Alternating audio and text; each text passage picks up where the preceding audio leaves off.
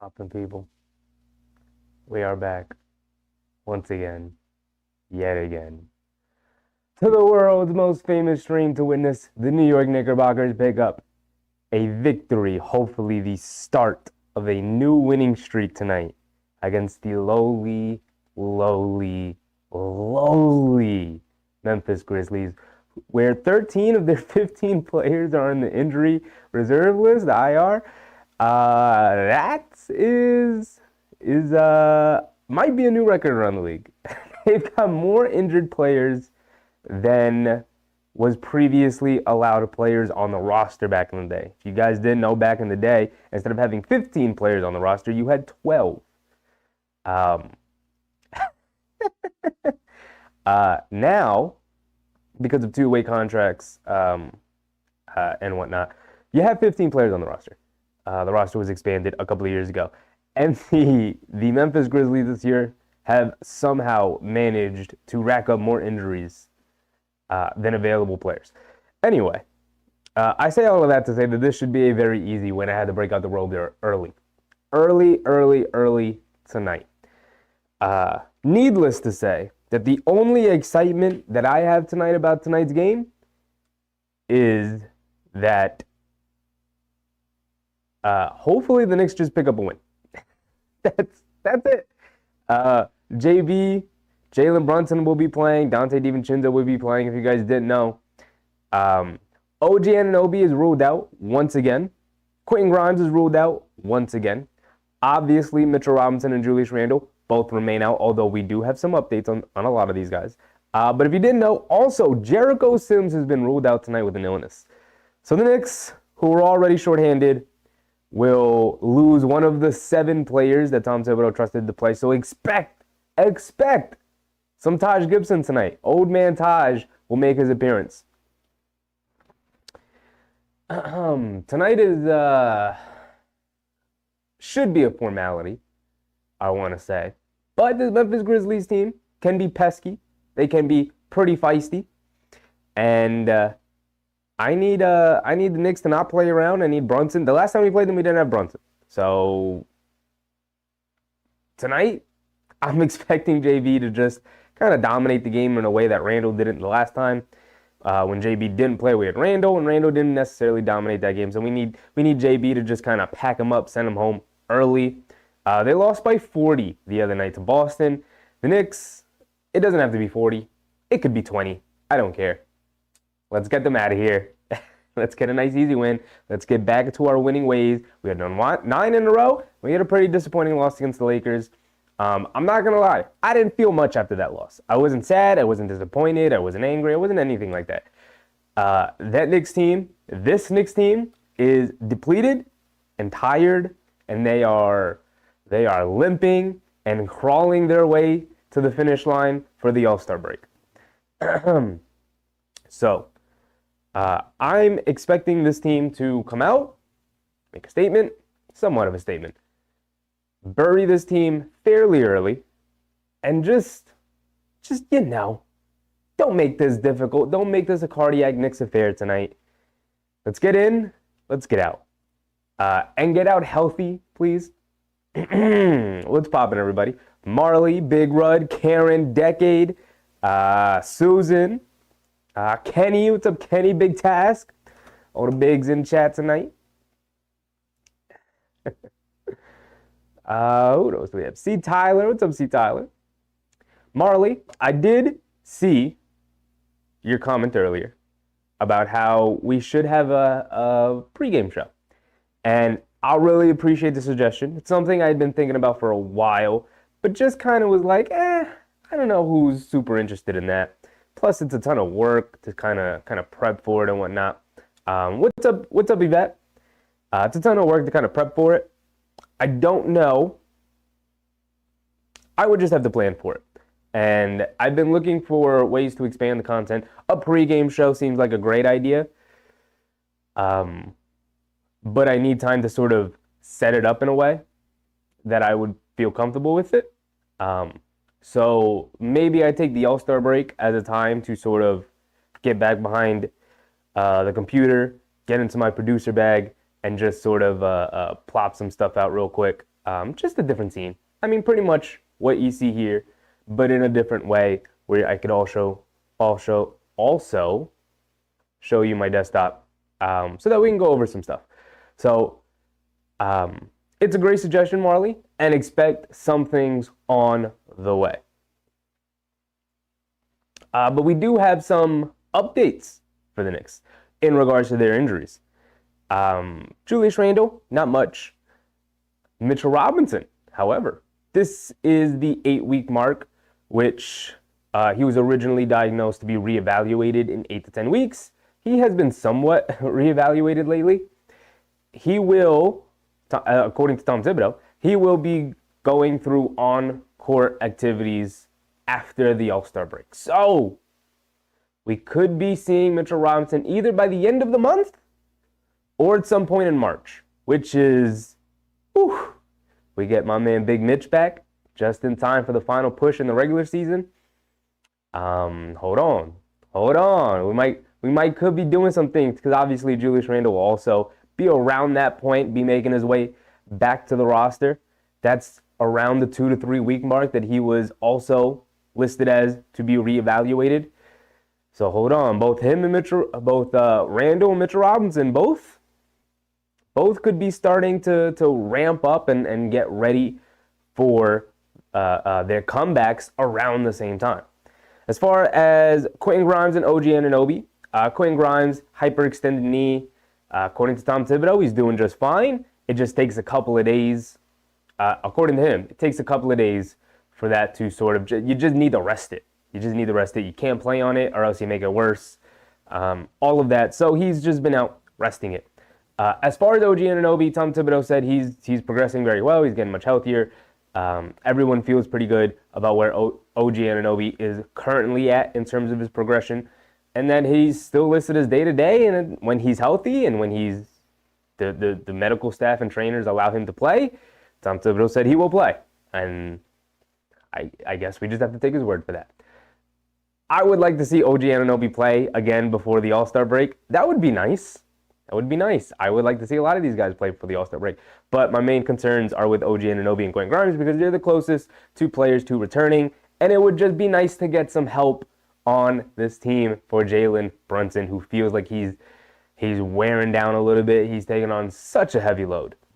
So it would be nice. As far as the Grizzlies starting lineup, they have Jacob Gilyard, John Conchar, Vince Williams Jr., who's been pretty good, Trey Jemison, and Santi Aldama. A couple of players I know. I know Vince Williams, he's having a very good year. I know John Conchar, he's a good shooter. And I know Santi Aldama, who's also a good shooter and a pretty decent defender. Keenan G, what's up, Keenan? Time to worry about OG. Very quiet on that front. I wouldn't be worried. Elbow inflammation on his shooting elbow. If you put him back out there, it's just going to get worse over time. Might as well hold him out until he's 100%. I think he's fine. It's just annoying is what it is. And I know as fans, we all are concerned because it's like we want to see him out there, but, better to have him at 100% than to put him out there for a regular season game in February, when you could have rested him. We're into it, by the way. Brunson on the right wing coming to his left off the screens, getting to the paint, throws up a floater, gets it to go, and that's how we're going to start the game off. It's going to be a good game when Brunson gets the first basket. Jalen Brunson, born to play basketball. Gilyard has it up top. Over to Santi Aldama. Back to Gilyard, coming to his right around a Conchar screen. DiVincenzo gets his hand in there, pokes it away. Here comes Josh Hart, bringing it down. Euro steps into the lane over Aldama, gets caught in the air. They swing it around. DiVincenzo on the right wing, coming to his right. Now to his left around the Achua screen. Pocket pass to Achua in the paint. Spins. Righty flip shot. Can't get it to go. The Grizzlies with the rebound. Gilyard bringing it down. Over to Conchar. Swings it over Vince Williams Jr. Gets it over to Aldama. Up top to Gilyard. Driving it to his left. Getting downhill into the paint. Kicks it out to nobody. DiVincenzo. His second steal of the game already. Here comes Brunson. Bringing it down. Crosses over, gets Vince Williams off balance a little bit. Hartenstein comes flying in for the two-handed put-back dunk, and it's 4-0 early. And the Knicks, this is the way they got to play. This is the way they got to play. Julu, what's up, Julu?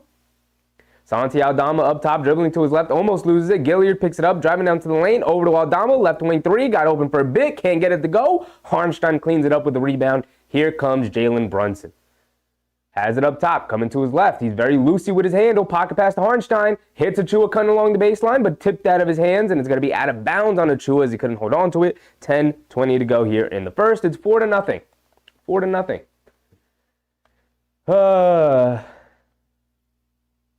Gilyard up top, over to Conchar. Conchar into, what was this young man's name?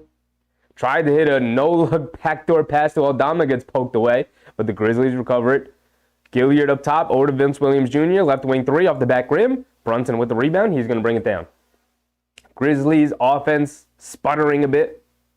Brunson has it up top. Peter, what's up, Peter? See Tyler. Brunson coming to his right, over to DiVincenzo, right wing three, no hesitation, and he knocks it down. The Knicks moving and grooving early, getting whatever they want. Everything going the Knicks way right now. The Grizzlies yet to score. Vince Williams has it up top. Over to Aldama, coming to his right. Pulls it back up top to Vince Williams. Over to Gilyard, left wing. Everything out on the perimeter for them. Into the center. Cross court. Conchar, pump fakes, driving to his left, now to his right, gets in the lane, throws up a floater off glass, gets it to go for the Grizzlies. First score of the game, 7-2, 9 minutes to go. Peter, what's up, Peter? DiVincenzo, over to Brunson. Brunson has it. On the left wing, coming to his left. Vince Williams Jr. sticking with him, coming to his right now. In the paint, stops, turns, pivots, fades away, over him, off the front rim, but he gets the nice friendly roll and he gets it to go. Again, everything going the Knicks way right now. Currently hold a 7-point lead at the 9-2. Conchar, over to Aldama, dribbling around the screen. Into the center. I got to learn his name. Stops, turns, fades over Hartenstein, can't get it to go. DiVincenzo with the rebound. Over to Brunson, bringing it down, left side of the court. Vince Williams Jr. can pick him up. Dribble, pull up three over Vince Williams, and Brunson swishes it. And just like that, it's a 10-point lead, and the Grizzlies call a timeout. Coach Taylor Jenkins has already seen enough. It's going the Knicks' way. It's exactly what we wanted to see here tonight. This is exactly what we needed to get that bad loss out of our mouth. Oh. Jose, what's up, Jose? In the hairy Sherpa tonight. Get your rug on. Come on, dog. Come on, dog. We got the Knicks robe. We got the Knicks robe. It's a very easy game. It's very comfortable. It's gonna be a very comfortable game. So we're chilling. We're chilling. We're chilling with the robe today. Susan said there's gonna be a blowout. It should be. It should be. Knicks fan, what's up, Knicks fan? Any trade rumors, in my opinion, we shouldn't trade because we are free. We are free. We're unstoppable. I don't think they should make a trade either. Trust the development of McBride and Grimes. You got veterans in Hart off the bench. Achua's been playing well, so he can be your backup four now. You can extend it to a 10-man rotation with Achua now. You got the big man to back up Randall. You got Mitchell Robinson coming back. I think you're fine. Joey, what's up, Joey? We start a new winning streak tonight. Yes, we do. Yes, we do. Back on track.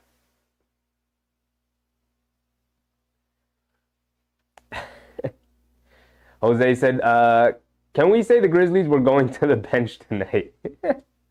Brian Klein, what's up, Brian? Welcome, welcome, welcome. Dante 3, after the timeout, I'm calling it. Okay, I like it. I had to think about it for a second. Like, what do I want? Dante 3 sounds pretty nice. A Dante 3 sounds pretty nice. And I let my timer run too far. It's 8:30 to go, not 7:30. Let my timer run a minute too long.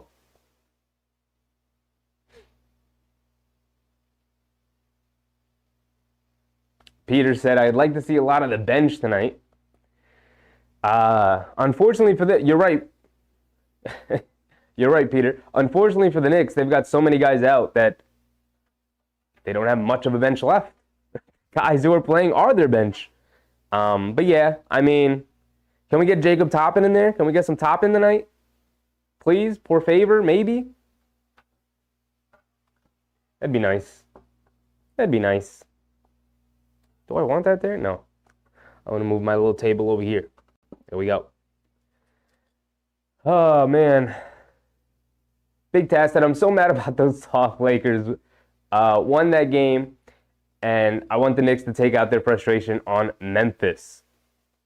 It's definitely a frustrating loss in the sense that they're tired and they don't have a ton of players, and it was a big national TV game, and then all of a sudden people were like, oh, they got to get Brunson help. It's like, yeah, his all-star teammate is hurt and out. Their all-defensive center is out. Their bench with Quentin Grimes is out. Their starting small forward, the defensive virtuoso, OG Anunoby's out. Like, Brunson has help on the way. Just got to get healthy. They get it out. Vince Williams Jr. spots it for a three. Found some open space. Can't get it to go. Conchar fighting for the offensive rebound. Saves it.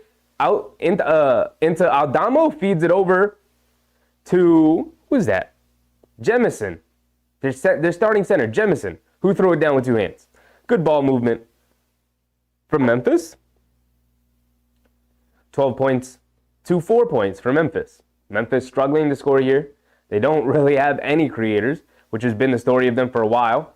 Hartenstein hit Brunson backdoor. Almost lost it. Had to bring it back out. Over to Josh Hart. Up top, Hartenstein. Hartenstein hands it off to DiVincenzo. Cross court. Achua, they leave him completely wide open. And Achua makes them pay. Splashing the three. Yes, sir. Make them pay, Precious. Make them pay. Vince Williams Jr. has it up top. Crossing over to his right. Getting across the baseline. Pump fakes. Gets it out to Conchar. Achua guarding him. Gets it out to Aldama. Aldama back to Conchar. Swings it over to Gilliard. Pump fakes. Stepping it back. Pulling it out. Over to Aldama. Catches. Pumps. Driving to his left. Getting downhill. Kicks it out. Gilliard. Left wing three. And Gilliard knocks down the three. Jacob Gilliard. 15-7 here. Brunson has it up top. Grizzlies starting to generate some scores here. After starting off very slowly on the offensive end. Hartenstein has it up top, hands it off to Brunson, coming to his left, turning the corner, getting past Jemison, throws up a floater, looking for a foul call as well. Can't get it, but he gets the bank shot floater to go anyway because that's what Jalen Brunson does. The Grizzlies running it down the other end, swinging it around to Aldama out of the corner. He splashes a three, and the Grizzlies finally starting to knock down some shots. The Knicks got to get back on defense here. Don't let them into the game. 17-10 early, 6:30 to go. And again, not a point in my timer tonight. Brunson has it up top, coming to his right around the Hartenstein screen. Dribble, pull up three straight away. Off the front rim, can't get it to go. Hartenstein keeping it alive, but not well enough. Knocks it out of bounds. Josh Hart couldn't chase it down. It's going to go to the Grizzlies here. I got you, Knicks fan. I got you. Big Test upset. Said, leave pressures open again. See what's going to happen. See what's going to happen if you leave pressures open. You're going to knock down these shots. They should leave pressures more open. They should. I want to see Precious get up 4 or 5 threes tonight and knock down at least 3 of them. Gilliard has it up top, being guarded by Brunson. Coming to his left, over to Vince Williams. They swing it around to Aldama. Coming down to the lane to his left, kicks it out to Vince Williams Jr., puts his head down, gets to the basket, gets blocked by Hartenstein, knocked out of bounds. Knocked out by the Grizzlies. It's going to go back to the Knicks here. 6 minutes to go. And Josh Hart has it on the right wing. Coming to his left. Being guarded by Kennard, who's checked in. Over to Brunson on the left wing, being guarded by Williams. Coming to his right, over to Josh Hart. Catches, pump fakes, driving to his left, in the lane, leaves it off for Hartenstein, who pump fakes, and he throws it down with 2 hands after gathering the ball with Jemison jumping into the air. Stay on your feet, young man. Stay on your feet. 19-10 early, 6 minutes, just under 6 minutes to go. 5:30 to go, actually.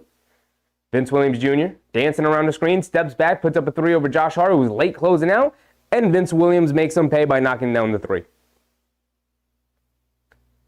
Brunson bringing it down, in and out dribble, coming to his right, step back, mid-range jumper, around a couple of defenders from the Grizzlies. Long rebound, finds his way out to Hartenstein. Brunson driving to his left, gets in the lane, throws up a floater, around 3 Grizzlies defenders.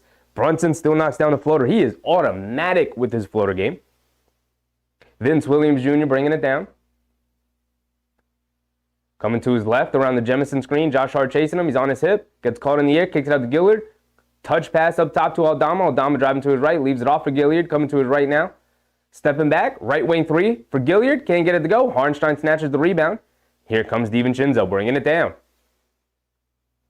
DiVincenzo up top, coming to his left. Pocket pass to Hartenstein, driving it down into Achua. Goes up with 2 hands and throws it down. The ball movement, the player movement, you love to see it. The Knicks got to end this one early, and they're on their way to doing so. Currently hold a 10-point lead. Under 5 minutes to go. Gilliard has it up top. Over to Vince Williams. Has it on the left wing, coming to his left on the Jemison screen. Snakes it, gets to his right hand, gets into the lane, and gets swatted again. Gets swallowed up by Hartenstein. Achua picks it up. Here comes DiVincenzo. Pump fakes inside. Achua rises up with 2 hands, throws it down. Taylor Jenkins, yet another timeout. He's not too happy. Wanted a foul call for his guys. Taylor Jenkins is upset. I would be too if I had to play with 13 of my guys on the injury list. But the Knicks can't take it easy on them. Got to keep running them into the ground. End this one early. Get everybody nice and rested. And then hopefully we can come back a little bit more healthier when we have a big, big game, a revenge game against Dallas on Thursday. And yes, I'm looking ahead of tonight because tonight should be an easy game. Corey Scott, what's up, Corey? Oh, Stephen A. Smith better watch his mouth before you run across the wrong Knicks fan and catch a buck 50. Oh, man. I'm at a point where I just don't even acknowledge the man as an intelligent basketball mind. Like, honestly.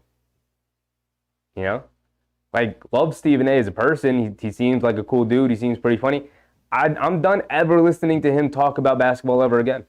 Guy just doesn't watch games anymore. It's very evident in the way he talks about it. Get him out of here. I don't pay attention to anything that man says anymore. Especially when it's about the Knicks. So, the reason why we lost that Lakers game because he was in the building. He's bad luck. Get him out. Don't ever want to see him in there again. Thank you, Corey. Welcome. Knicks fan said, I meant to say when we're fully healthy, we're unstoppable. I agree with you. You got a Hartenstein-Mitchell Robinson combo at center. Now you got Precious Achiuwa to back up Julius Randle, the perfect four to back up, maybe not the perfect four, but you know what I mean. He does everything that the Knicks wanted in a backup four. It's part of the reason why they got rid of Obi Toppin. He just didn't do the things that Tom Thibodeau really wanted him to do as a backup four, the backup big man, and Precious Achiuwa does. And he's also shown a little bit of shooting touch. This is his second or third three he's hit with the Knicks here tonight. So that's nice.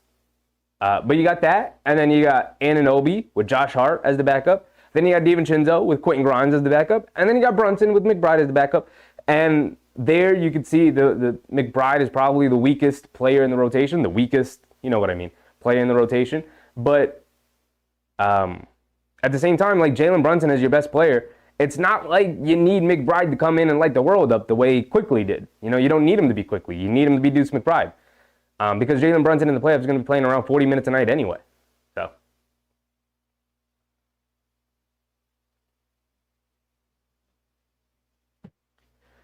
Marley said Precious getting 30. That'd be nice. And I'll let my timer run all the way down.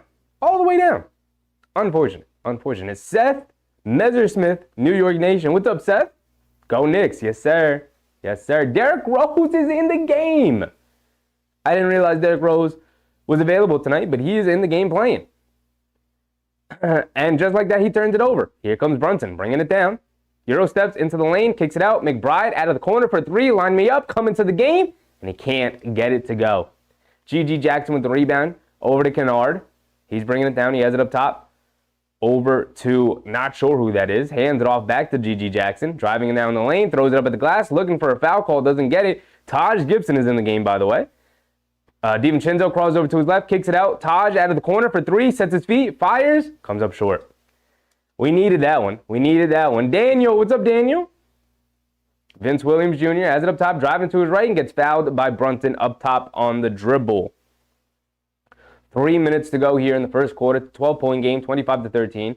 The Grizzlies really struggling to score. The Knicks defense, one of the better defenses in the NBA, even with all the injuries.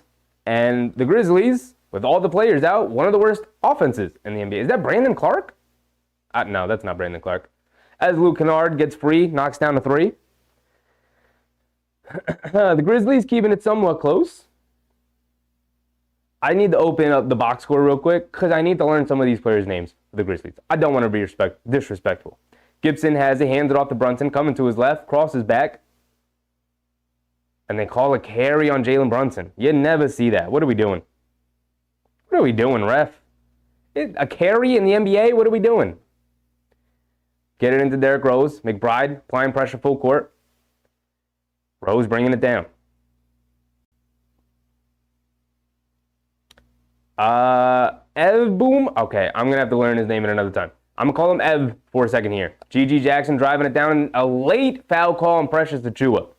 A late foul call on Precious Achiuwa. So the Grizzlies will go to the free throw line for two.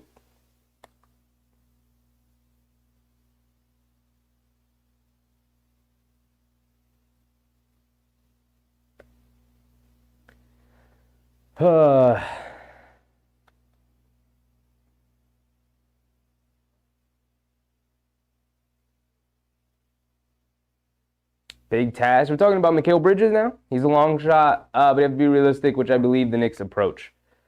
GG Jackson misses the free throw, by the way. We love when our opponents misses their free throws. It's always a great time. Mikal Bridges is probably like the perfect fit at the starting two. I think you can bring DiVincenzo off the bench. Problem is the Nets will never trade with the Knicks, especially when it's their best player. So, as much sense as it makes, if they're turning down 4 first-round picks for Mikal Bridges, there's no chance the Knicks can trade for him.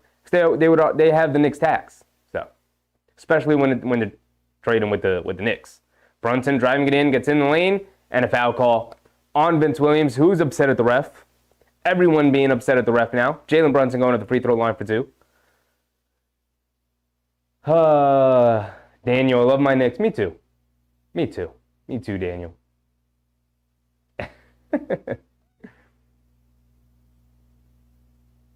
Student said, sounds good about the name Sheffy because I don't know anyone playing on that team. Brunson's at the free throw line. Let me look up. Okay. So it's Tosan Evboomwan.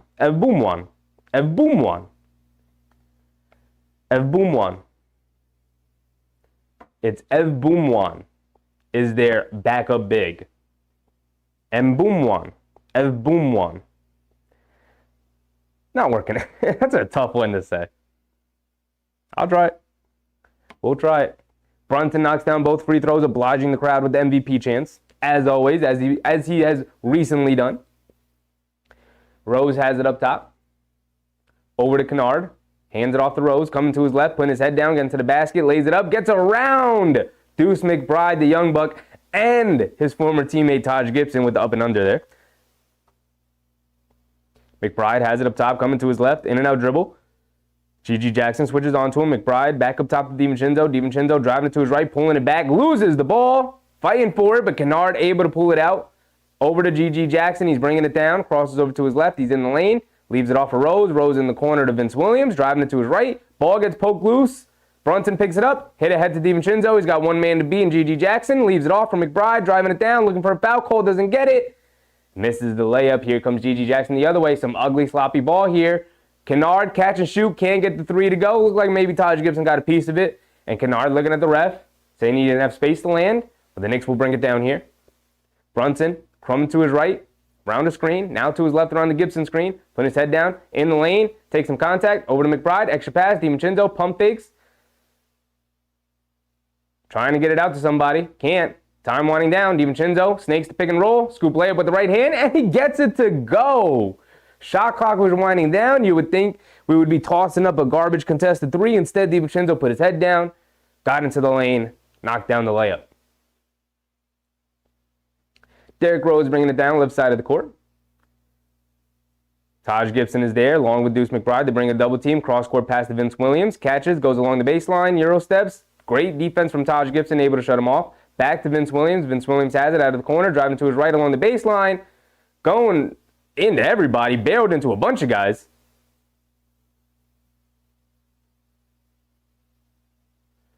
Vince Williams converted the layup.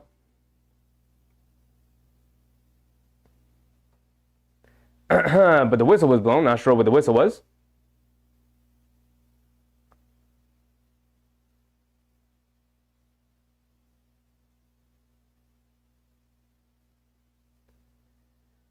Brunson bringing it down. Fakes the handoff, driving to his right, gets to the lane, lays it up with the left hand. That's what JB does.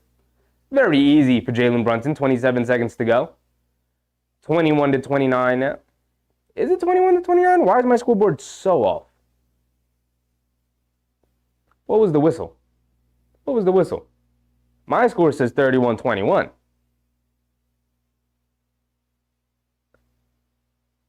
Rose has it up top. He's going to wind the shot clock down. It is 21-31. Thank you. I knew I had the right score. GG Jackson out of the corner off a bullet pass three from Derrick Rose. GG Jackson knocks down the three. 24-31. Brunson bringing it down. He's going to have the final shot of the corner. Vince Williams guarding him. Brunson dribbling it down, sizing him up. Coming to his left, stops, turns, half spins, fades away over Vince Williams. As the buzzer expires, Jalen Brunson knocks down the pull-up mid-range jumper where he has been oh so automatic all season long, all last season, all through his NBA career. This man is a true blue bucket getter. And he shows it right there at the end of the quarter. So the final, after the first quarter, 33-24, the Knicks hold a 9-point lead. It's good, not great. But the first quarter is a feel-out quarter, of course. We're going to see how both teams come out. What's the aggressive nature? How are they going to start guarding us? And then we'll adjust from there and we'll see how everything goes. Love what I'm seeing from our Knicks. So far. Let's get ready for that second quarter, that so important second quarter. I need the Knicks to go into halftime with at least a 12-point lead. At least a 12-point lead. And I'd feel good. I'll feel good. Marley, Omar. What's up, Omar? Unknown. What's up, Unknown? Brunson playing like a top 10 PG. Like he's top 10 in points per game? Oh, that's because he is. Is he really top 10 in points per game already? It's pretty crazy. That's pretty nice. I can look at that real quick, actually. Points per game this season. He's not, actually. Actually, he kind of is. He's tied for 9th, to be technical. He's listed as 11th, but he's tied for 9th with Trae Young and De'Aaron Fox, 2 other point guards, who Jalen Brunson, by the way, is better than. Just wanted to say, Kendra, what's up, Kendra? 2026, what's up, 2026? I chose to ignore the LeBron rumors. So did I. Every time they came up, I just turned off whatever I was listening to and put something else on, because it is ridiculous. Jalen Brunson is averaging 27.3 points per game this season. Just under, obviously we just said tied with Trae Young and De'Aaron Fox currently, but just under, Devin Booker is averaging 27.8, Steph Curry 28.1, Donovan Mitchell 28.2, Kevin Durant 28.3, and then you got a couple of 30-point per game scorers in Joel Embiid, Luka Doncic, Giannis, and Shai Gilgeous-Alexander. Jalen Brunson, not far away. Hold on. On our way. Bernard, what's up, Bernard? BLDBL. What's up, BL? It's popping, my guy. Julie said, definitely hard pass on LeBron. Besides, he's not leaving LA, nor should he. And nor do I think he'd ever consider it. So, I think all that talk was just, I don't know, whole lot of nothing. Derrick Rose driving it down, can't get the lefty layup to go. Josh Hart with the rebound, pushing the other way. To 4-on-4, out to Malachi Flynn. Flynn has on left wing, crosses over to his left, gets along the baseline, going under, kicks it out, no look pass. DiVincenzo out of the corner, wide open. Can't make the defense pay with the corner 3 there. Hit a head pass to Gigi Jackson, has it on the left wing, coming to his right.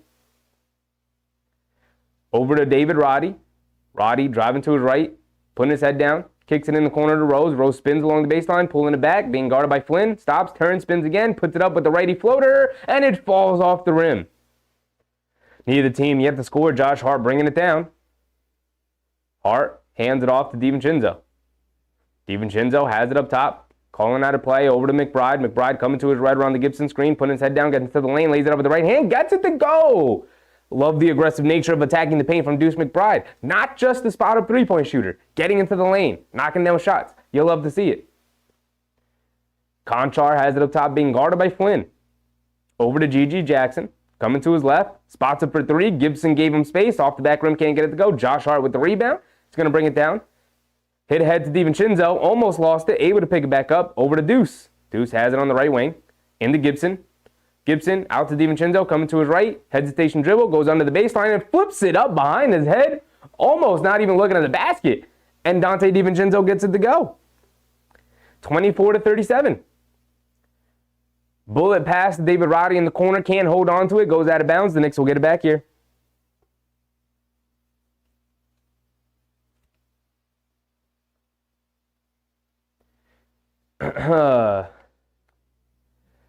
BL said, good to see Derrick Rose. He's playing tonight. It's always a good sign. Unknown. Let's get this win and right the ship. Got to get back to the winning ways. Have to get back to the winning ways.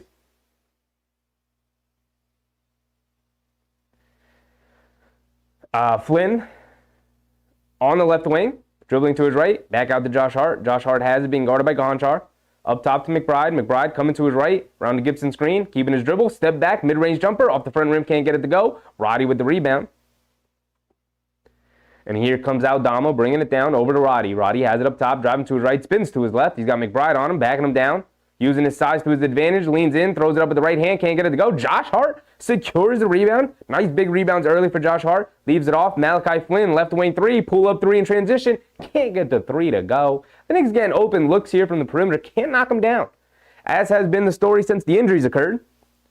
The Grizzlies pushing the other way. Conchar for 3, can't get it to go. McBride with the rebound. Josh Hart telling him to slow down.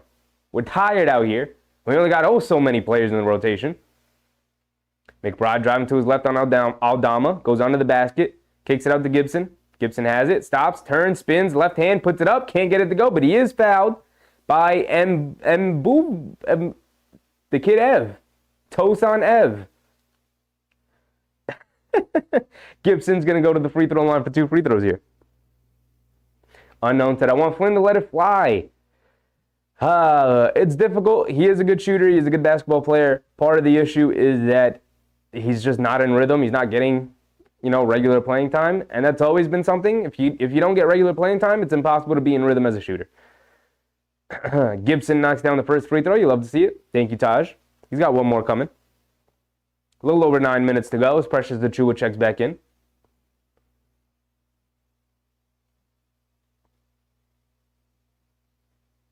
Karen, hit that like button. People, 100 watching, 31 likes. Yes, if you're in the chat right now, if you're in the stream and you haven't hit the like button, I'd very much appreciate the free support. Liking the stream is free and it only takes about a second. Hit the thumbs up button right below the video. I'd very much appreciate it. Thank you guys.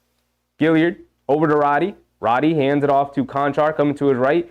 Gets it out to Tosan. Drive it in. Throws it up with the right hand. Gets it to go. Ev Beaumont. I think that's how you say it. Ev. You can call it Tosan Ev. Josh Hart swings it out to McBride. McBride coming to his left in the paint. Kicks it out. Josh Hart wide open. Straightaway three. And he gets it to go. Josh, we're going to need some of these threes. Appreciate you making and taking that shot. 42-26. The lead's starting to grow here.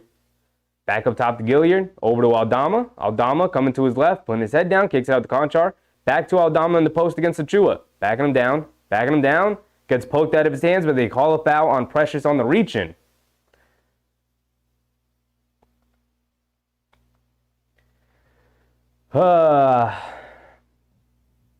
Big task. That's right, Josh. Don't be scared to knock the three in their face.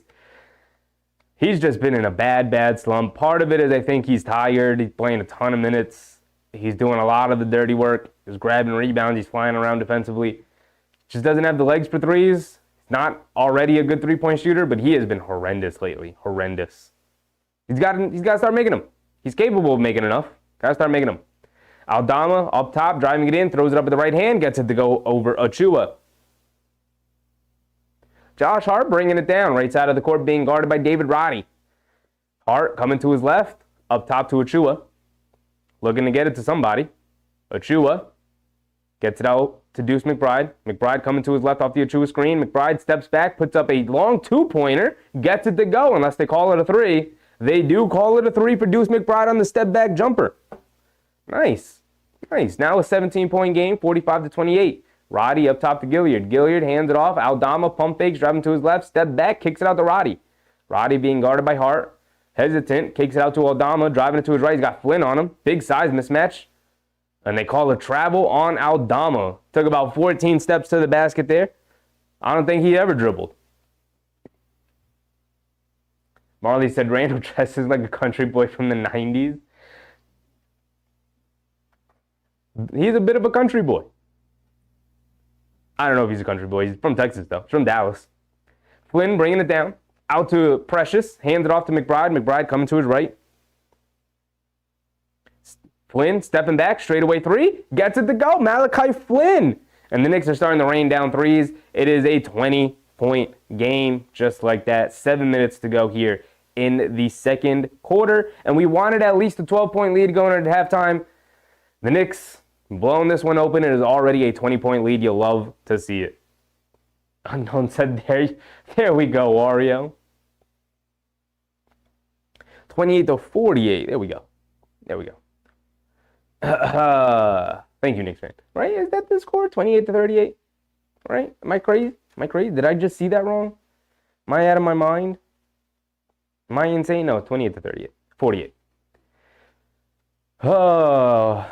We were asking for the Knicks to start knocking down their perimeter shots, and here they go. The Knicks, overall, as a team, shooting 6 for 11. Well over 50% so far. 55%, actually. McBride's hit one. Flynn's hit one. DiVincenzo's hit one. Josh Hart's hit one. Brunson's hit one. Achiuwa's hit one. So nobody's hit more than one. We're getting contributions from everybody here. Everybody's chipping in from the three-point range, which is nice. It's always nice. It's always nice. As for the Grizzlies, they're 5 for 12 from 3. They're not far behind in three-point shooting territory, but they are 11 for 25 from the field. The Knicks are 19 of 29, so significantly outshooting them overall. As far as the rebounding game goes, the Knicks 14, the Grizzlies 8. They're already getting beat up on the glass, which is, how the Knicks like to play. Their leading scorers, Aldama with 5 and Vince Williams Jr. with 5, and that's it. Everyone else is sort of chipped in with a basket here and there. The 2 leading scorers are the only 2 players for the Grizzlies who have made more than 1 shot. Aldama's 2 for 3, and Vince Williams is 2 for 6. And then other than that, everyone else has made a basket. That's it for the Grizzlies.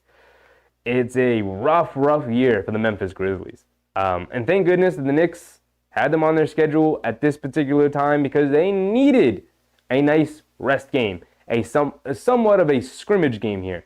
No Anunoby, no Grimes, no Randall, no Robinson, and tonight no Jericho Sims.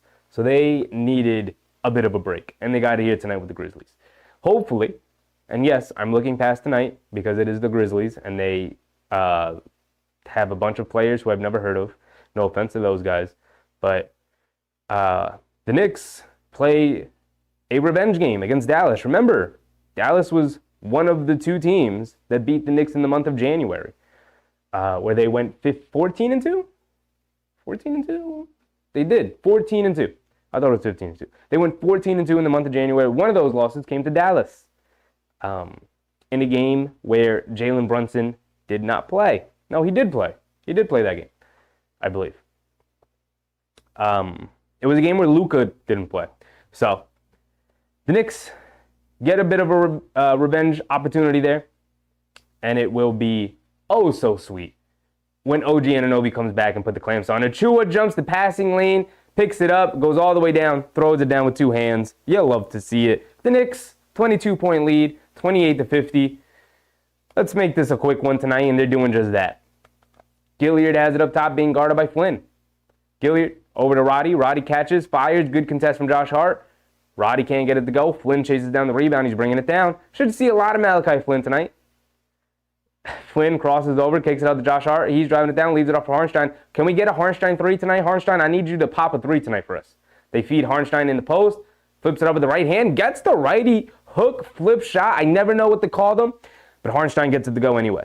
He kind of just flips it up like this. It's kind of a hook shot, kind of a flip shot. He just flips it up at the basket. 2 points is 2 points, though.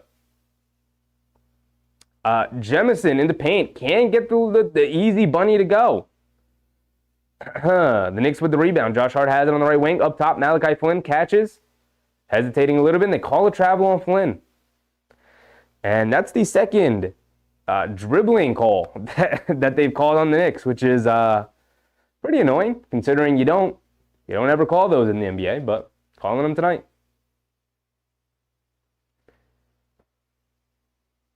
Big task at Chevy calling the Grizzlies easy work. I mean, when you're down that many players, it just is what it is.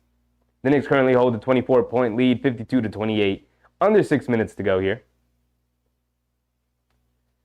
Derrick Rose out to Kennard, pump fakes inside the lane. Dribble pull up 3, can't get it to go. Josh Hart secures yet another rebound. How many rebounds does Josh Hart have already here tonight? Josh Hart driving it down, kicks it out to McBride in the corner. Back to Josh Hart. He's got space. Hesitation dribble, driving to his right, gets into the lane, gets swatted by Jemison.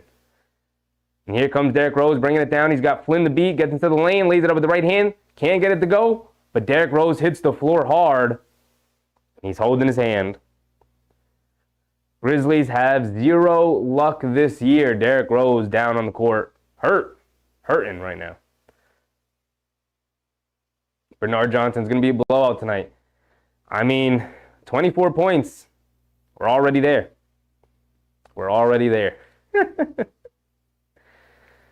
Unknown said bench about to eat. They should. This is going to really hurt Jalen Brunson's average because he has 17 points and he hasn't played in the second quarter yet. And he's probably going to start the third. So maybe it won't hurt his averages too much, right? If he's averaging 27, but he doesn't play too much this game, what can he really realistically get up to? But Derrick Rose at the free throw line is going to remain in the game, so he seems fine. Knocks down the first free throw.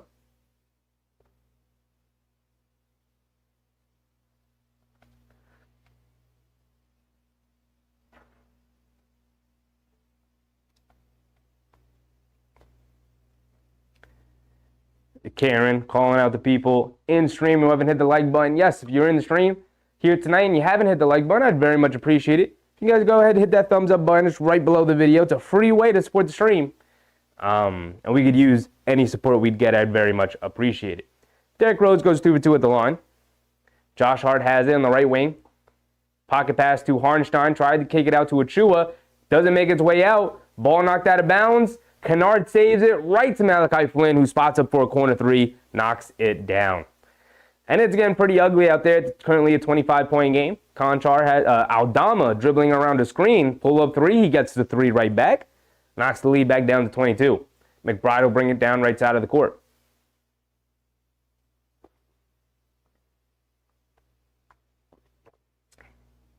KDP, what's up, KDP? 4:38 to go here in the second. It's 57-33. The Knicks with an and one opportunity here. I believe Hartenstein's going to the free throw line. KDB said the old Knicks will lose games like this, but not this year. It's different. Let's go Knicks. Yes, sir. Yes, sir. The Knicks undefeated against below 500 teams. This is just what they do. They win the games they're supposed to. They beat the teams they're supposed to. Hartenstein knocks down the free throw. Why am I holding on to this? Kennard has it up top, 58-33. Coming to his left, pocket pass to Jemison. They swing it around. Derrick Rose out of the corner for three over McBride. Derrick Rose gets it to go.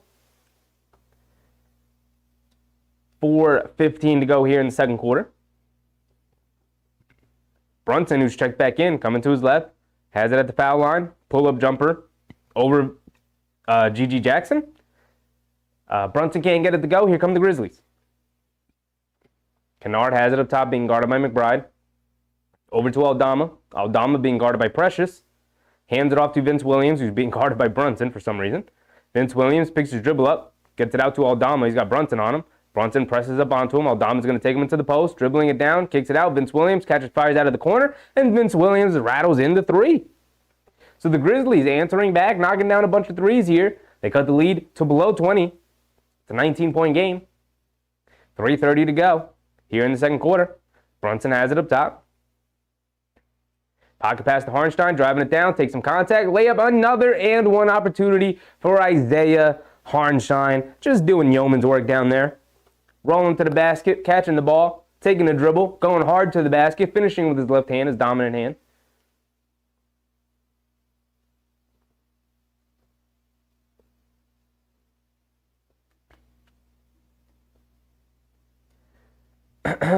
Hartenstein at the free throw line for one more. The Knicks were killing the Grizzlies from three-point range, but now they're getting into the paint and converting threes the old-fashioned way with the bucket and the foul. 61-39 here. Rose coming down to his right, gets caught in the air, kicks it out to nobody, tipped pass. Hartenstein hit ahead to Brunson. Beautiful bounce pass to DiVincenzo, lays it up nice and easy with the left hand. This one is a fun one. Everybody should be padding their stats. Vince Williams throws it away. The Knicks are out and running again. They throw the lob to Achua. Big two-handed jam in transition, and Achua is hyped. Can you tell the young man is happy to be back home in New York, playing in the Garden, in front of the New York crowd, everybody chanting for him. This is a nice, easy one. Crimsdad said, did the game start yet? It did, and it already ended. It's 65-39. This game is pretty much over as the Grizzlies call yet another timeout. A lot of silly mistakes from the Grizzlies. How can you blame them? These guys, I mean, I would be surprised if they even get the practice together, considering all the injuries and the 10-day contracts that they have, and the injury replacement contracts that they have, and the two-way players that they have that they call up from the G League, and all of that just to play a basketball game. It's definitely a pretty frustrating and down year for the Grizzlies. They're going to be rewarded with a lottery pick this year. We'll see what they get. If they win the lottery, it would be very interesting considering the amount of talent they will be bringing back off the injury list with John Morant and Desmond Bane and Jaren Jackson Jr. and all these guys. So they're going to be a much different team next year. But as for this year, the Knicks taking advantage of them here.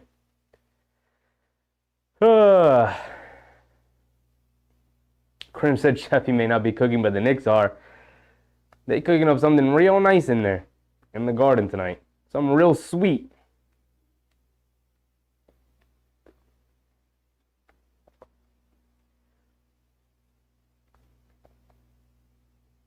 Grim said I was demoted.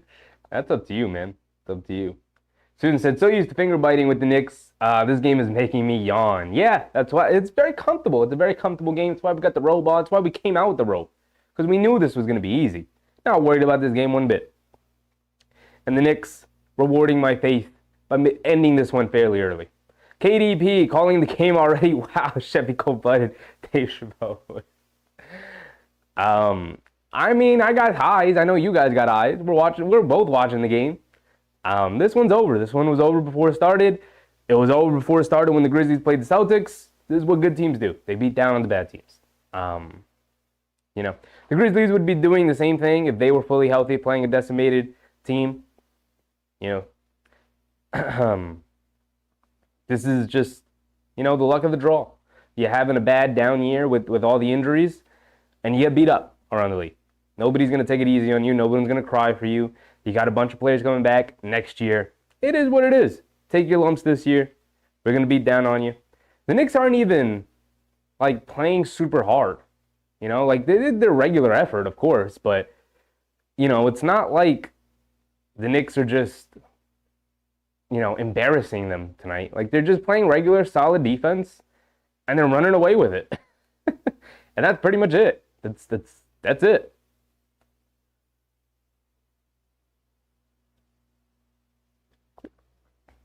We're back into it. Rose kicks it in the corner to Jackson. Pump fakes, driving it down. And they call a travel on GG Jackson. Interesting call yet again.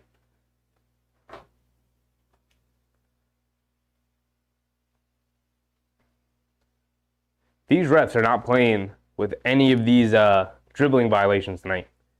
DiVincenzo has it up top. Over to Brunson, back to DiVincenzo, driving to his right, and a blocking foul on Vince Williams. Whistle's kind of flying about now. 65-39 is the score. Yes, it is. Did I hit the button by accident, or did they take 2 points away? Not sure. Thank you, Knicks fan. 65-39 here. Brunson in the post, spins over his right shoulder, can't get the fall away jumper into the mid-range to go. Kennard bringing it down, over to Jackson. Jackson, up top to Kennard. Coming to his right around the Jackson screen. Driving it in, throws it up off glass, can't get it to go. Harnstein comes flying in for the rebound, head past to Brunson. Too far, though, and Derrick Rose able to chase it down. He's going to bring it down left side of the court. Head past to Chua, picks it off. Hit ahead to Brunson. Brunson picks it up, coming to his left. Euro steps to his right, lays it up with the right hand, gets it to go. Jalen Brunson padding the stats here. You got to make sure you get up to 27. Keep the average nice and clean. Stay in that top 10 range. Kicks it out. Vince Williams, right wing three. He splashes it, gets it to go. Vince Williams can shoot it. He can shoot it, man. It's a good-looking jump shot. 67-42 here. Here we go. DiVincenzo has it up top. Coming to his right around the Brunson screen. Driving it down. Kicks to Chua out of the corner. Pressures to Chua. Make it 2 for 2. Can't get it to go. Long rebound finds its way out to Derrick Rose. He's going to bring it down. Leaves it off to Vince Williams. He's coming to his left in the paint. Little floater in the lane. Gets it to go.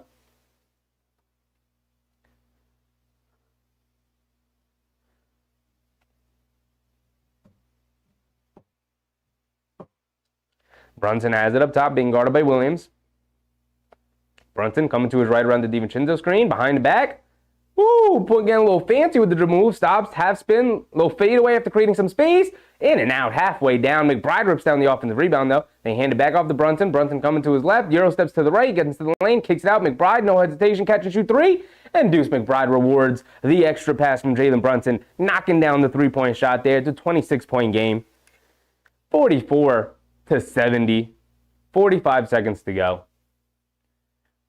Vince Williams has it on the right wing, being guarded by Jalen Brunson. Vince Williams coming to his left, out to Jackson. Jackson coming to his right, Euro steps to his left, gets into the lane, lays it up and in over Chua.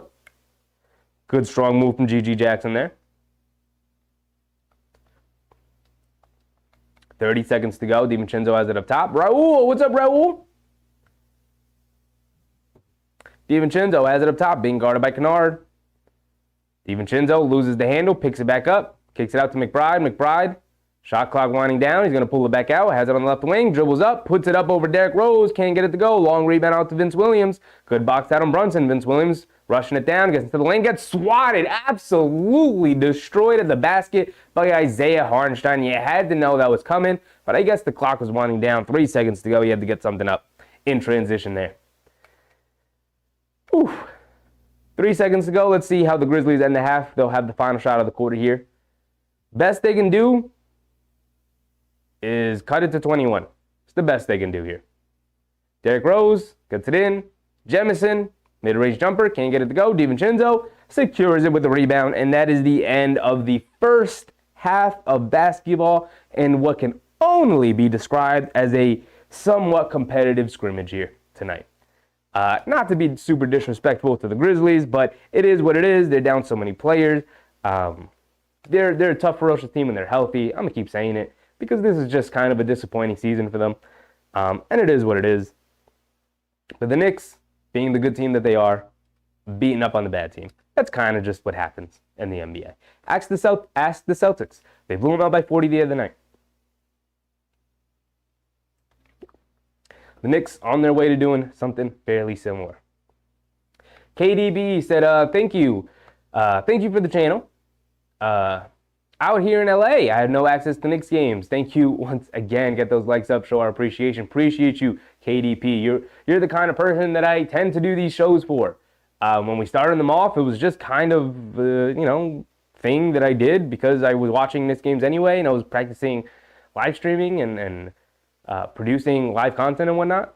And I was just happened to be calling Knicks games while doing it.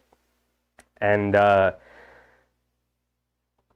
people were coming in and watching the streams and being like, hey, man, I appreciate it because I can't watch the games myself, but I appreciate listening to you call the games. And it just kind of began growing from there. So I appreciate you, KDP. Happy to have you in here. Happy you're enjoying the content and it's at least some service to you. Knicks fans said, we want Toppin. We want Toppin. We want Toppin. We want Toppin. And by Toppin, he means Jacob Toppin, the brother of Obi Toppin, who is, by the way, Jacob Toppin competing in the dunk contest, at least rumored competing to be in the dunk contest. Heavily rumored. So that's fun. That's nice. Let's get Jacob Toppin some minutes tonight. I mean, this is a blowout. It's been a blowout from the beginning. This game's over. Let's have some fun tonight. Let's see some interesting stuff.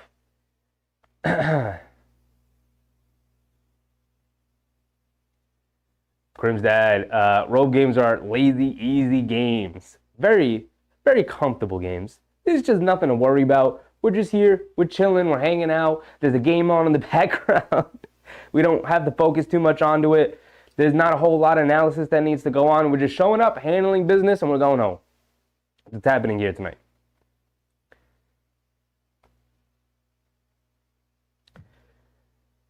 Eamon Owis, what's up, Eamon? Susan Grizzlies can't answer back. They just made a basket. I'm just saying. It's going to be a long second half here. Hopefully we can have something fun that happens here in the second half. Julie said, really don't need JB tonight to win this game. No, let's get him his 27 points and get him out of there. Let's keep that average up. Let's keep him hovering around 10th in the league in scoring. He's at 19, so he only needs 8 more points in the second half. And then we can sit him the rest of the half. It's that kind of game. We can go through it real quick. Achua with 11. He's 5 for 7. He's knocked down a 3. 2 boards, 2 assists. Hartenstein, 12 points, 6 boards, 2 assists. Josh Hart, 3 points, 5 boards, 4 assists. DiVincenzo, 9 points, 2 boards, 4 assists. I mean, everybody's just moving and grooving with the ball, dishing it around. Everybody's shooting and playing well. I mean, overall, the Knicks shooting 63.6% from the floor. That's pretty ridiculous. The Grizzlies are up to a 46% from the floor, which is like actually solid and actually good. That's pretty incredible. Considering how poorly they were shooting before, I believe they were under 30% at one point in that first quarter. But overall, I mean, they have 20 assists. It's a nice number. Only to the Knicks 15. So a lot of the baskets being assisted. 20 of their 28 shots have been assisted.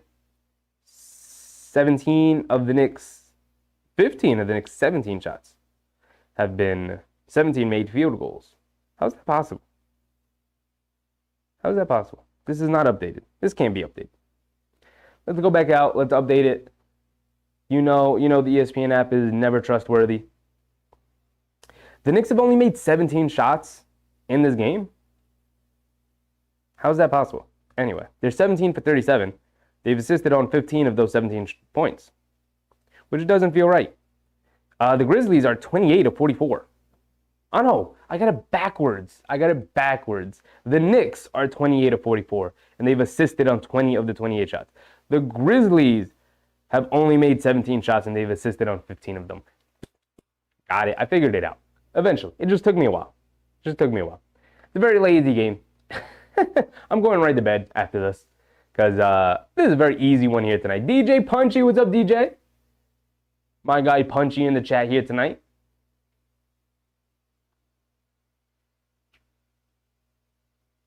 Peter said, this is like Luke Globetrotter Generals. This is like a Globetrotter Generals game. Maybe a half-court shot tonight. I mean, at one point, this is going to look very much like a G League game when the Knicks get their third stringers out there. When you start seeing some Charlie Brown, when he's out there. You can see some Taj Gibson. We already got some Malachi Flynn. Who else is out there? Some Jacob Toppin. Some Ryan Arcidiacono is going to get in. It's that kind of night. It's going to turn into a G League affair fairly soon. Other games? Lil Crims. Crims got demoted. He's back to Lil Crims. Other games? I mean, are there other games on tonight? Let's see. Any games that pertain to the Knicks? Pacers playing the Rockets don't matter to them. Mavericks playing the Nets. It would be nice if the Nets can beat the Mavericks just because we own the Mavericks picked. That'd be nice. Magic playing the Heat doesn't really matter to us anymore. Timberwolves, Bulls, Thunder, Jazz, and on the late game tonight, the Bucks are playing the Suns. If the Bucks beat the Suns, if the Suns beat the Bucks tonight, then the Knicks will have sole possession of the 3 seed. No, they'll be tied for the 3 seed. What we really need to keep an eye on is Cleveland, who they are on a roll lately. Finally getting healthy, getting Garland and Mobley back. And going into the All-Star break, they have such an easy schedule, guys. I mean, ridiculously easy. They have the Wizards, then they have the Nets, then they have the Raptors, then they have a 76ers team that just lost Joel Embiid, then they have the Bulls, and then they go into the All-Star break. So they could run up what already is, what's their winning streak right now? Their winning streak is 6.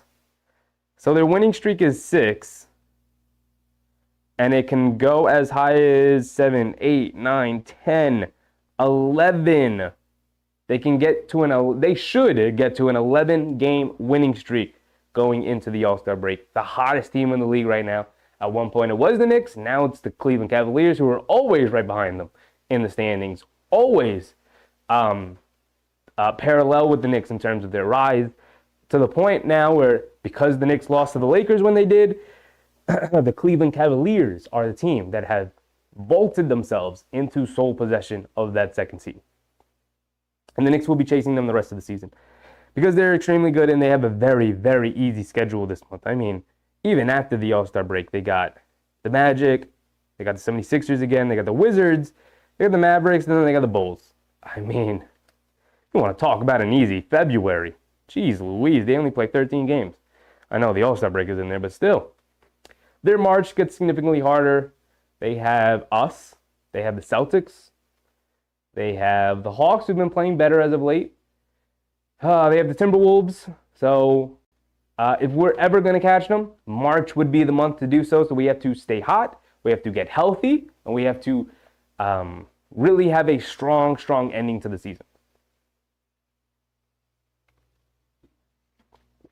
We can't get too distraught with how February goes, because we have to make sure we are healthy for a big stretch run in March. Tell us good news, Sheffy. Mitchell Robinson is going to start on-court activities after the All-Star break. That's good news. Julius Randle looks pretty healthy. He's not wearing a sling. It's always a good sign for somebody with a separated shoulder. He didn't wear a sling, so he should be fine. OG Anunoby and Quentin Grimes, I have a feeling that they're going to be playing this next game against Dallas. I think they'll be fine. I think the Knicks are on the up and up in terms of the worst part of their season, which is sort of dealing with all these injuries at the same time. So I think they're on the up and up. All-Star break is right around the corner. We have, after tonight, we'll have 4 games left. 4 games left. So hopefully we can get Anunoby back and finish strong, because we got a couple of tough opponents there. We got Dallas on Thursday, which we've talked about already. And then we have, who is that? Indiana again. That's annoying. It's a very annoying game. And then we have Houston, which pesky team. Not necessarily good, but pesky team. They could beat you if you don't show up and play hard. And that's at Houston, by the way. And then at Orlando. And that'll be our last game before the All-Star break. So, not easy games to end our first half of the season with. Definitely all winnable, but not super easy. Charlie, what's up, Charlie? Any news for OG's return? The only news we've gotten from Tom Thibodeau is that he is progressing well and that he will play whenever he is cleared by the medical staff. That is the only thing he has told us. He will play when he is cleared by the medical staff, which tells you that they are telling Tom Thibodeau not to play him with an inflamed elbow on his shooting arm, which, is fine. It's fine. Play him when he's 100%. Makes sense. It makes sense. The only thing you can do by playing with an inflamed elbow is make it worse. So, I'd rather him just get healthy. Just get healthy. Now, I would like to see him play these last 4 games before the All-Star break, because they are pretty important considering the state of the standings. I mean, if we go over it in general, we just talked about Cleveland rising up to number 2 and sort of breaking away from the pack slightly. The Knicks are still only 1 game back, but they are 2 back in the loss column, which isn't a lot, but still. They are right behind Milwaukee. Milwaukee's 33-17. The Knicks are 32-18. They are 1 game behind Milwaukee. They can be tied for the 3 seed. Right now they're at the 4 seed. And they are a game and a half ahead of Philly. And Philly, considering they just lost Embiid, I don't think they have to worry too much about Philly. The teams they have to worry about is mostly Cleveland and then maybe a little bit of Milwaukee. But I just don't trust Milwaukee. And then the Knicks are going to rise up to that 3rd seed, and they're going to be battling Cleveland the rest of the year for that 2 seed. It's going to be a very, very fun end to the year. We just talked about how we probably shouldn't be too concerned with how the February standings line up, and we just have to make sure that we're healthy for a big stretch run in March, and then obviously the end of April. But March is going to be a huge month in terms of standings and movement, because the Cleveland Cavaliers schedule gets a lot tougher in March. The Knicks schedule gets slightly easier in March. Actually, we could take a look at the Knicks schedule in a second. James, what's up, James? I had to leave Marshall. They are over there talking about cutting off all their toes to win 10 championships. Okay. This is the kind of game where you could talk about anything, though. I mean, it's just not one of those kind of games where there's really any analysis that needs to go on, Let's check out the Knicks schedule for March. So we know their February schedule can be somewhat daunting, right? So after the All-Star break, they got the 76ers without Embiid, though. Then they got Boston. Are they at Boston or are they home against Boston? They are at home against Boston. That's good. I really want to see them play how they play against Porzingis now with this new rotation. Obviously, we won't have Randall back by then, but, or Mitchell Robinson, but, we should have Anunoby and Grimes by then, hopefully February 24th. Then we play the Pistons, the Pelicans, the Warriors. Very winnable games there. And then to start off our March, we have the Cavaliers. We have Atlanta, we have the Magic, we have the 76ers. 76ers back-to-back games without Embiid, which is nice. The Blazers, the Kings, the Warriors. We got the Nuggets again. We're at the Nuggets then. Then we got the Nets, the Pistons, the Raptors, the Spurs, and then the Thunder. So the March, a little up and down, but definitely a lot more of a favorable schedule compared to Cleveland. So March, again, is going to have to be our make or break month going into the stretch run in April. There's only 8 regular season games left in April. So the Knicks just need to make sure they're healthy, make sure they get their guys back, and make sure they're ready to go for March. Because March is going to be very interesting. Yak, what's up, Yak? Marley, 40 points in the paint. Yes, sir. Dominating down there. I mean, the Grizzlies don't have any bigs. Jaren Jackson Jr. isn't out there. Yak said that was probably our best half of the year. I mean, I don't agree because I think this is just essentially a bona fide scrimmage. It's not a competitive game at all. They can do whatever they want. There's like almost no resistance against the Knicks, you know. So I wouldn't consider it their best half of the year because the competition is just so non-existent. And here we go. We're starting off the third quarter. Jemison has it up top, hands it off to Vince Williams. Coming to his left, Josh Hart guarding him, getting to the lane, and he travels with it.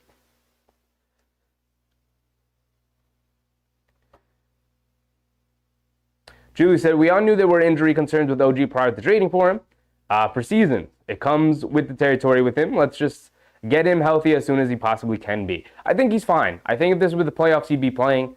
The reports were that he was playing for about 2 or 3 weeks with the inflammation in his elbow, and it got to the point where it was like it's not getting any better. If anything, it's getting worse. So just sit him out until it heals and it gets better, and then he wouldn't have to deal with it anymore. Yak said stat-wise. I mean, definitely stat-wise. But again, it's kind of like a bona fide scrimmage. You know, I know both teams are down a bunch of guys, but the Grizzlies are playing like G League guys and 10-day contract guys just because they literally don't have anybody else right now. Vince Williams in the lane throws up a floater, can't get it to go. Josh Hart able to secure the rebound. He's bringing it down. Pushing the pace, kicks it out to Brunson out of the corner. Gets it over to Hartenstein, back to Brunson. Brunson settles for a right wing 3. Can't get it to go.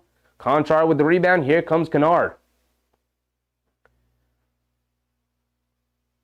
Kennard has it up top. Coming to his right. Tagging Brunson off the dribble. Gets caught in the air. Kicks it out to Aldama out of the corner for 3. And he splashes it. Santi Aldama with the 3. Julie said, let's just get OG and Randall back after the break for the Boston game. I doubt they would have Randall back for that game. I don't think we see Randall until at least March. DiVincenzo over to Hartenstein. Back to DiVincenzo. He has it up top, coming to his left. Kennard trying to guard him. Gets into the lane. Kicks it out to Achua out of the corner. Driving to his right. Puts his head down. Little floater in the lane. Can't get it to go. Conchar driving it down the other way. Inside pass to Jemison, who gets fouled by Hartenstein. He traveled with it, but they're going to say Hartenstein fouled him before the travel.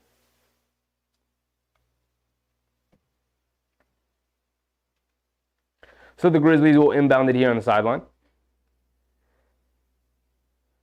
Conchar into Vince Williams. He has it up top, being guarded by Hart. Over to Aldama. Achua chasing him. Aldama coming to his right around the Jemison screen. Gets into the paint. Pump fakes. Kicks it out to nobody. And Conchar able to save it back to Aldama, who sidesteps, pump fakes. Over to Conchar. He's got to catch and fire away. Can't get it to go, but he grazed the rim, and Jemison able to come down with the rebound. Vince Williams kicks it out to nobody. So all of that just to turn it over in the end. And Josh Hart gets an easy layup in the other end as the Grizzlies don't even get back after turning it over. Aldama pushing it the other way. It's 72-49. Aldama has it on the right wing. Into Jemison. In the post against Hartenstein. Goes in. Lays it up and in. Big, strong move from Jemison there. That was impressive.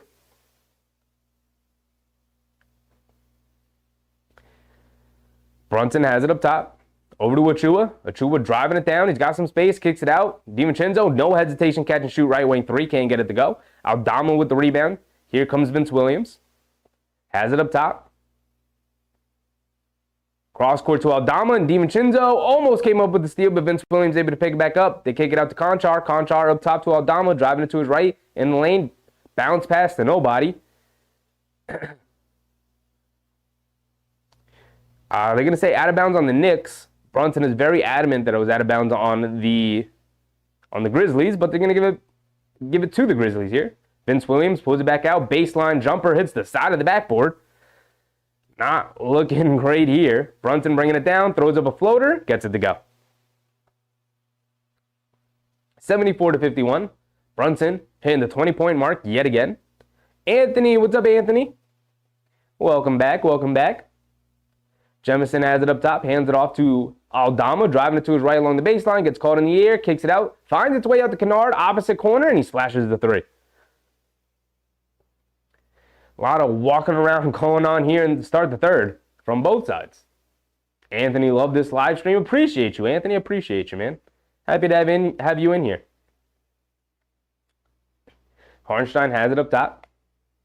Looking to get it to Brunson, but they're going to call an off-ball foul on the Grizzlies there.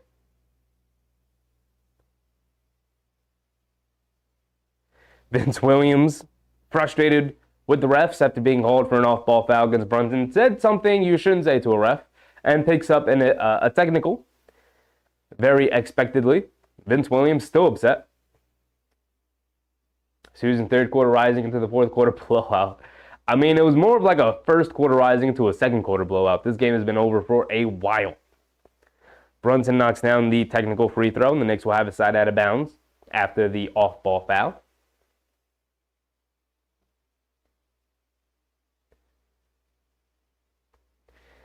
Brunson has it, right corner, coming to his left up top. Kicks it over to Achua. Achua hands it off to DiVincenzo, coming to his right off the handoff. Throws up a high floater, gets it to go. 77-54, under 8 minutes to go. Vince Williams coming to his right, around a couple of screens, out to Kennard. Kennard driving to his right in the lane, leaves it off for Jemison. Up and under layup for Jemison, and he gets it to go. Jemison, a couple of buckets here for the big man. DiVincenzo has it up top. Being guarded by Kennard. Gets it over to Brunson. Brunson coming to his right. Gets caught on a screen. Foul line pull-up jumper. Brunson gets it to go. Very easy tonight. Everything is very easy tonight. 79-56. Vince Williams has it on the baseline. Settles for a little push shot jumper. Can't get it to go. Snags his own offensive rebound in the paint. Lays it up. Gets it to go.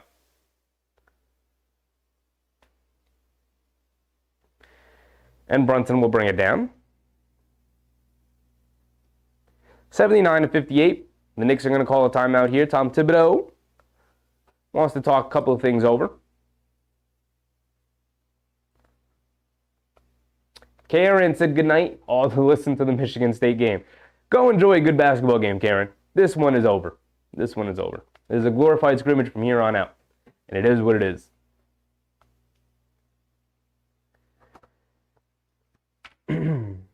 Yak said the Grizzlies are sure shooting the ball well. What are their averages so far? I mean, not a whole lot of defense from either side being played, just because you don't. It's the kind, like I said, this is a glorified scrimmage. Both teams are kind of going like 70%.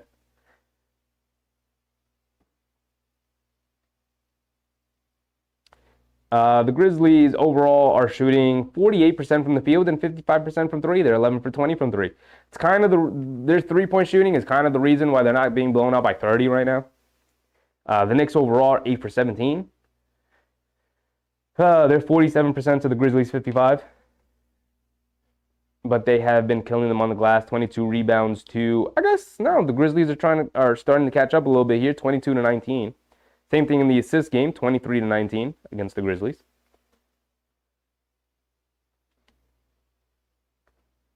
So it is down to a 21-point lead for the Knicks here. A lot of time left. Just the start of the fourth quarter. My man Chauncey enjoying the game tonight. Me and the homie. Ed King, what's up, Ed? Ed said, wow, where do I get a Knicks path, bro? I'm sure if you look this up online, you could find it. It's pretty fire, though. It's pretty fire. We like to wear the robe when they're very easy, very comfortable games on. I had no expectation for this to be a fun, entertaining game in the sense that it wasn't going to be very competitive. I said it at the top. I've said it all throughout. I'll continue to say it. It is a glorified scrimmage here tonight. Both teams going around 70%. The Knicks jumped out to a fairly early lead, have yet to relinquish the lead. If they win this tonight, it'll be a wire-to-wire victory, which it will probably end up being. So we're just chilling. We're just chilling. Not a lot of analysis going on because there's not a lot to learn when you play a game like this. And then also with all the injuries, obviously the Grizzlies, but just looking at our own team, the Knicks, I mean, even Jericho Sims is out tonight to go along with the obvious ones of Julius Randle, Mitchell Robinson, and then Anunoby and Grimes still out. So not a lot to pull away from the game here tonight, other than like we have a good basketball team, we have a good foundation. As DiVincenzo knocks down another floater, we're under 7 minutes to go.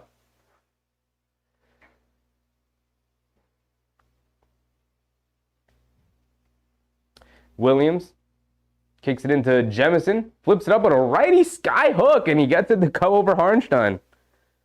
How often do you see that shot? 60-81 now. Big Task said, good timeout, Knicks. We're not blowing them out by enough points. Precious Achiuwa knocked down a little layup in the lane. Vince Williams has it up top, coming to his right, being guarded by Hart. Up top to Kennard, catches. DiVincenzo runs him off the line, kicks it back out to Vince Williams, coming to his left around the screen, driving it down, taking some contact, can't get it to go, gets blocked from behind by DiVincenzo, out of bounds, going to stay with the Grizzlies.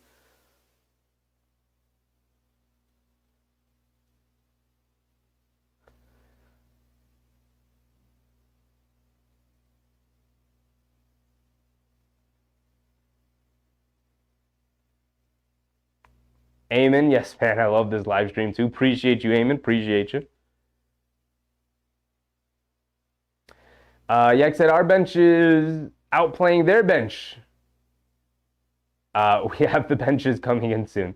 Did I miss the trade talk? Who are we looking at or want? There hasn't been much on the market for the Knicks other than Bruce Brown. Bruce Brown is the guy. Other than maybe if you want Clarkson. I think it's fairly obvious the DeJounte Murray thing isn't going to happen. Grizzlies get another layup on a couple offensive rebounds. We're just Brunson in the lane, over to Harnstein, who knocks down a low floater. There's just not a lot on the trade front right now, according to who the people I listen to, the beat writers and whatnot. They've said it's like fairly quiet. The Knicks are obviously making some phone calls, but not a whole lot going on that front. Brunson playing the passing lanes, comes up with a steal, going all the way down, lays it up the left hand, gets it to go. I'd say at this point, I guess Bruce Brown, but the Knicks, according to a couple of reports, doesn't really seem like they want to give up Grimes in a deal that isn't for somebody really good. Achiuwa comes up with a block, and the Knicks are out and running again. DiVincenzo taking contact, gets to the lane, lays it up and in with the finger roll. And the Knicks are they're getting stops and they're getting out and running. It's 89-62 here. It is a 27-point beatdown. 4 minutes and 30 seconds to go here in the third quarter. Raul said, what about the guy from the Hornets? Yes, there was a report of P.J. Washington being traded, or the Knicks being interested in P.J. Washington, which is like their forward / stretch five kind of guy. I personally just would not be interested in trading for anybody from Charlotte. Like, that is just a bad culture of players. And obviously not entirely their fault, but it's just like a loser culture over there. Again, not entirely their fault. But when you lose, like you're seeing it with Terry Rozier to the Heat. Terry Rozier was he was averaging like 23 a game or something like that this year, 22 a game. Like, he was a go-to scorer for that Hornets team. He's gone to the Heat and he's averaging like 8 points. And obviously he wasn't going to average 22 with the Heat. But like, he can't shoot it. He's not a good defender. It's just been a rough transition from going to being okay with losing all the time with the Hornets to being like, oh wait, we actually have to play hard every single possession and like focus in on where to rotate and when to move the ball and when to attack and when to play with like other good players. Like, it's just a weird dynamic with Charlotte Hornets players. And if I was a good team, I would not take the risk for them. You know, like integrating a player like that back into a system of winning and expecting them to know good habits. They have such bad habits over there in Charlotte. So those are the players the Knicks have been linked to as of late. Anthony, Knicks don't need anyone. Let's wait till the offseason and acquire a real difference maker. That's where I'm also at, Anthony. I trust in Grimes. I trust, from what I've seen from McBride, I trust that he can give us 12 to 15 minutes in the playoffs. It's good enough. You know, the defense is going to be there. I trust Grimes. We saw him play awesome defense in the playoffs last year. How soon we forget the Jimmy Butler steal. And then obviously I trust Anunoby and Hart. I trust Randall, and now Achua as his backup would be wonderful. We were looking for a backup 4, and I think they found it in Precious Achua. So I wouldn't have PJ Washington. I just wouldn't. You don't need him. You don't need him. I'm out. Anthony, hard pass to PJ Washington. I'm with you. I never liked him as a player personally. He's turned out to be like a pretty good, like in terms of his skill set, but I don't know what that means in terms of like being on a good winning team, right? We're seeing it with Rozier, how much he's struggling.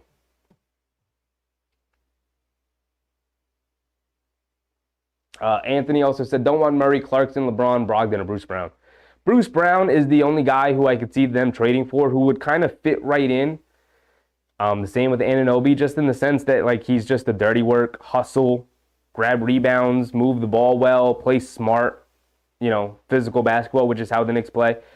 He would fit right into their culture and how they do things. So, foul and Hartenstein as Vince Williams attacked to the basket. So Vince Williams going to the free throw line for 2 free throws here.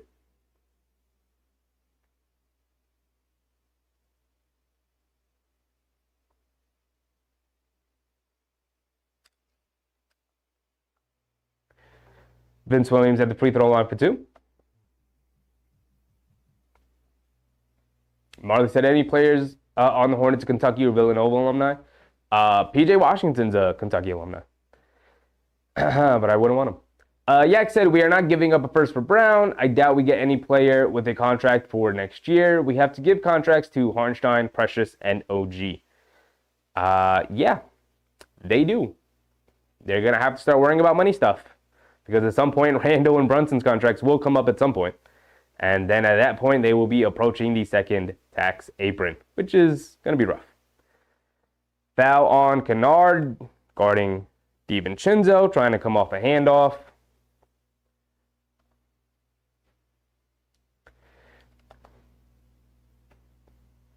And Luke Kennard gets hit with a technical. So the Knicks will get yet another free point here.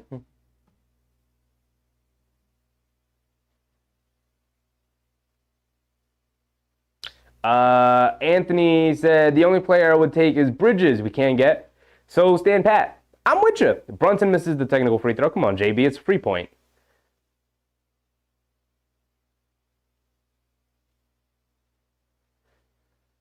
I agree with you, Anthony. Bridges is kind of the perfect fit in terms of like you throw him in at the shooting guard and would be perfect. Hartenstein falls down. Achua saves it.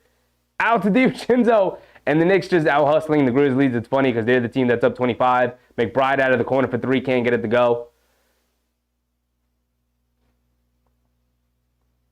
Brunson knocks it out of bounds. It's going to be Memphis ball. We're under 4 minutes to go. 3:40. Vince Williams in the corner. Kennard for 3. Gets it to go.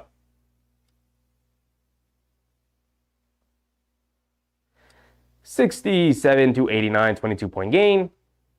3:30 to go here in the third. Student said, just leave the Knicks the way they are. We're definitely good. Unless it's for a real difference maker, I'm just good on trades for now. I'm good. Again, like I said, I trust Grimes a lot more than you guys. Not all of you guys. A lot more than a lot of you guys do in the chat. I trust Grimes a lot. He's the youngest player in the rotation at this point. So I'm good with that. I'm good with playing him as our backup guard, putting the ball in his hands, trusting him to do a little bit more. As the Grizzlies cut the lead to 20. Playing a lot more aggressive here. Brunson has it up top. Into Hartenstein. Hartenstein, one dribble to the paint. Throws over the basket, can't get it to go. Foul on Jemison. Hartenstein going to the free throw line for 2.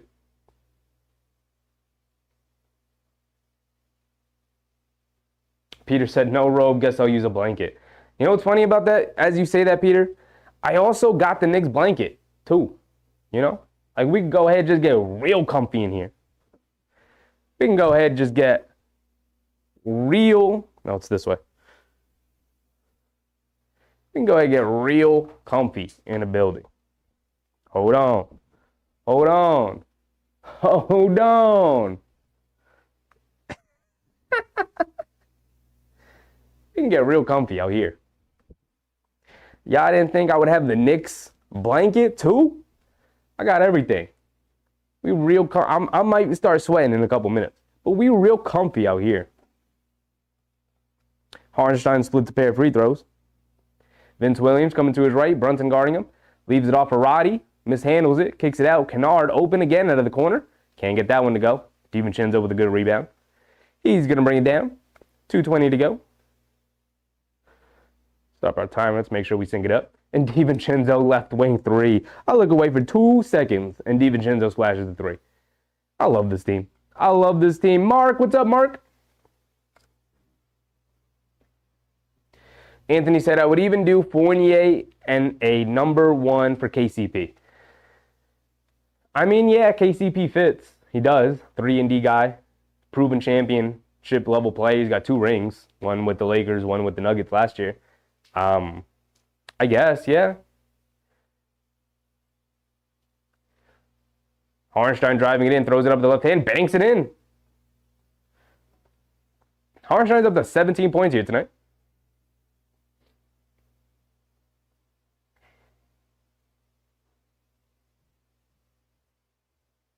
Mark, what's up, Mark? Looking dominant so far, huh? It's been pretty bad since the first quarter. Roddy driving it down. Gets fouled by Hartenstein and DiVincenzo collided there, but the foul's going to be on Hartenstein.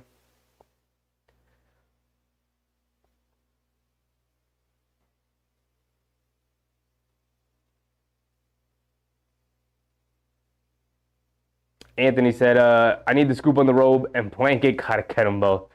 They were Christmas gifts. They were Christmas gifts. Peter said, you got the slippers. Don't disrespect me like that, Peter. Peter, come on, dog. You know me. You know how I do. First of all, you already see we got the little slip-ons over here. We got the little slip-ons over here. But second of all, like, come on, dog. Don't disrespect me. I don't got them on right now. I usually do for the streams. But come on. Come on. You know how we rock. We got everything. We got everything. Everything you could need.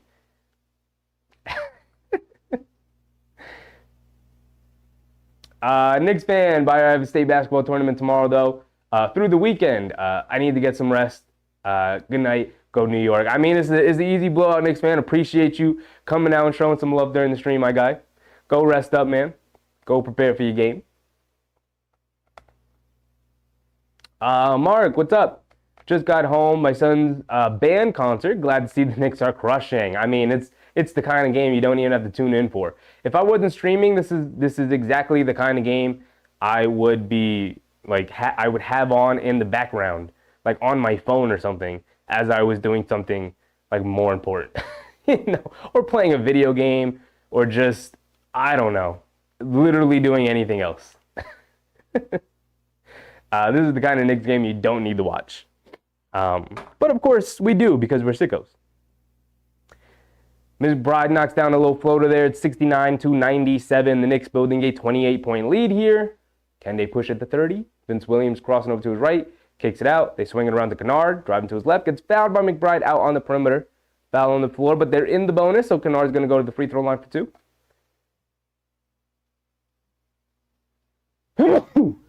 Excuse me. Yak said just wait until Sheffy breaks out his Knicks pajamas. That is the one thing I don't have yet. I don't have me a pair of Knicks pajamas. That's it's definitely on the list, though. It's definitely on the list.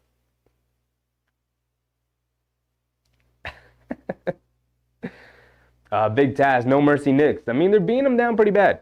Kennard splits a pair of free throws out of bounds on Josh Hart. So going to stay with Memphis here.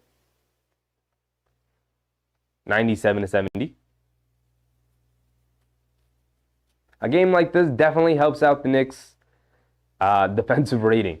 The Grizzlies are not scoring anything. It's Kennard. As I say that, Kennard gets into the lane for an easy layup off the inbounds. Good play from the Grizzlies there.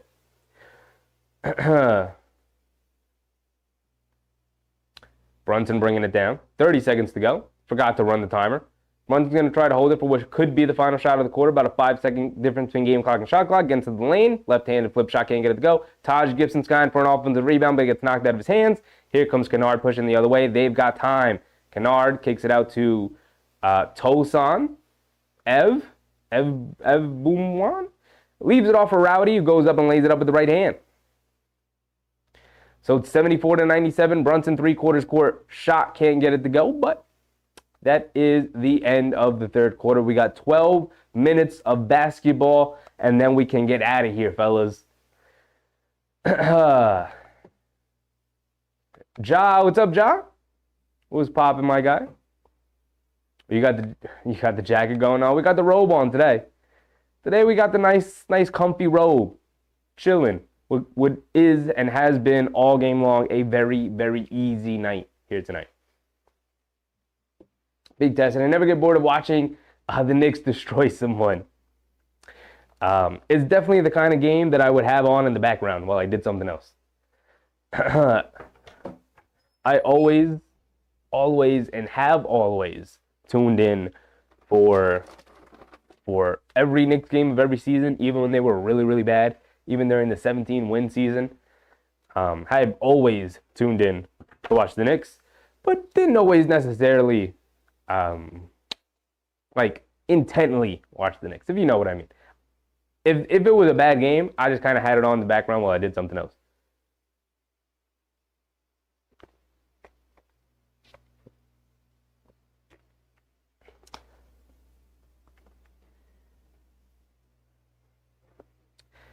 But at the end of the third quarter, it's 97-74. It's a 23-point game. Brunson ends what should be his night at 26 points. Exactly where we needed him to end. Not exactly. We needed him to end at 27. He got up to 26 with 8 assists and 3 boards. That's going to be perfect for his averages. Hornstein is 17-7-4. Achua with 13, 2 and 3. Josh Hart with 5, 7 and 4. DiVincenzo with 18, 3 and 5. McBride off the bench with 10, 3 and 2. Flynn with 6. Gibson with 2. Everyone has scored. Hopefully we can get some Toppin, some Arcidiacono, some Charlie Brown in this game here in the fourth quarter. Let's see what Tom Thibodeau goes with. It's only 23. And you know Tom Thibodeau is as stubborn as a mule. So he's probably going to have a lot of these guys still remain in this game.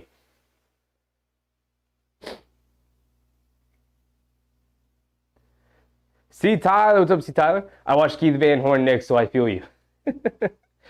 I mean, look, man, I was in here talking about Kevin Knox could be the future of this team. Kevin Knox. I bought fully into my guy Kev.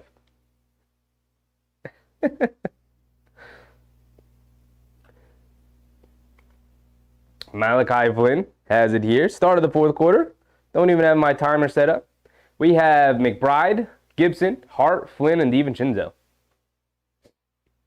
Flynn in the paint, pump fakes, kicks out to McBride, catches, shot clock winding down, driving to his left, pulling it back, mid-range fadeaway jumper, gets it to go. Deuce McBride getting a lot more confident out there with the ball in his hands.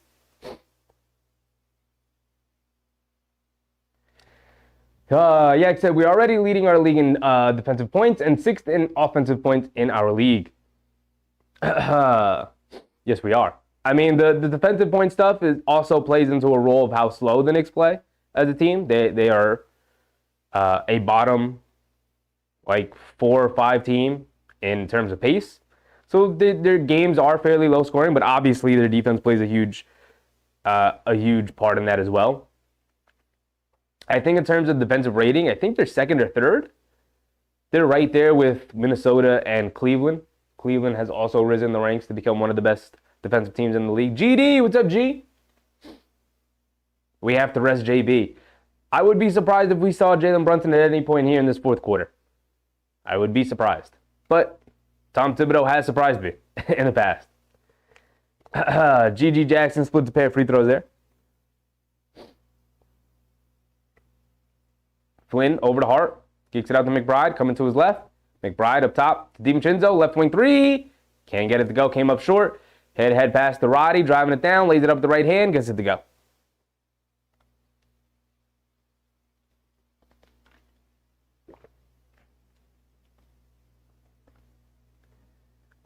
Susan said, Chef, you got the blanket. Best Knicks fan representing. I just got a lot of stuff. A lot of useless stuff. I just like stuff. DiVincenzo has it up top. GG Jackson guarding him. DiVincenzo, when the dribble moves on him, gets to the lane, lays it up with the left hand. I mean, just long strides from DiVincenzo there to get to the basket.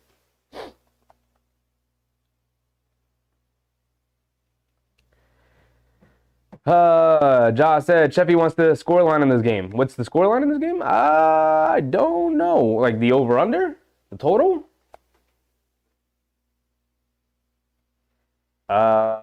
The line is New York minus 13.5. So they're definitely going to cover that. And then the over-under is 213.5. So I don't know if they're going to get to the 213. I don't. I would doubt it at this point. Gilliard, he's back in. I feel like it's been forever since we've seen him, and they call a walk on Roddy. 10 minutes to go here in the fourth quarter. Yek said he still only played 8 men so far. That's what Tom Thibodeau does. That's what he does. Josh said, where's my jacket? Did you sell it? First of all, it's my jacket. And it's right over there on my rack, on my Knicks rack. The outfits that I choose between every night on what to wear. It's over there, in the corner over there. Roddy has it up top, coming to his left. Has Josh Hart in the post. Stops, turns, pivots, kicks it out. Conchar, behind the back to Roddy. Roddy puts up the 3. Can't get it to go. 9:30 to go here. 77 to 101. Malachi Flynn driving to his left, lays it up with the left hand, gets blocked by Tosan. GG Jackson pushing the other way. The Grizzlies have some numbers. McBride doing a good job getting back. And Gilliard's going to have to pull it back out. Gets it over to Tosan out of the corner for 3. Can't get it to go. Josh Hart with the rebound. He's bringing it down. Euro steps into the lane, lays it up with the right hand. Not a lot of defense being played here tonight. Josh Hart gets a 2-point basket there. Josh said, I want that jacket if they win this year. You have to find a store, my guy, and pick one up for yourself. I'll see you out there for the parade. I'll see you out there. As Roddy knocks down the 3-point shot there.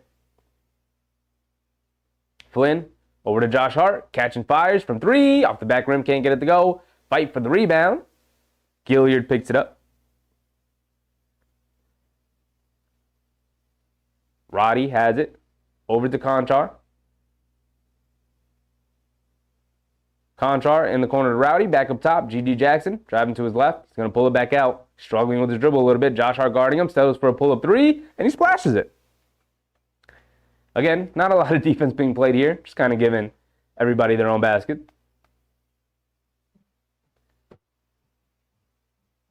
Yak said, slow pace, yet we are still 6th in offensive scoring. Works both ways.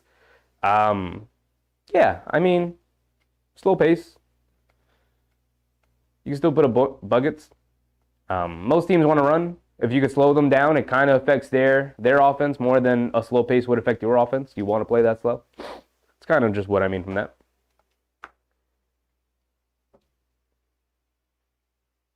Josh said not to stay in, yours is broken in.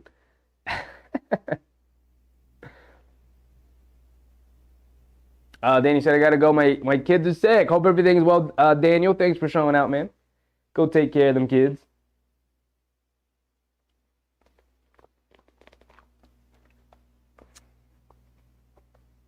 Everything is done here tonight, but the final score, how it tends to go. We are sitting at 103-83. It is a 20-point game. Hopefully Tom Thibodeau doesn't feel the need to put in guys like Jalen Brunson, Isaiah Hartenstein. Can we just rest those guys? It's a nice, easy game. This Grizzlies team, they're not going to come back. It's fine. We're fine. Let the bench guys finish this one out, please. Please, Tom. We are at 8 minutes. We have 8 minutes of basketball left here tonight before we can wrap this one up here.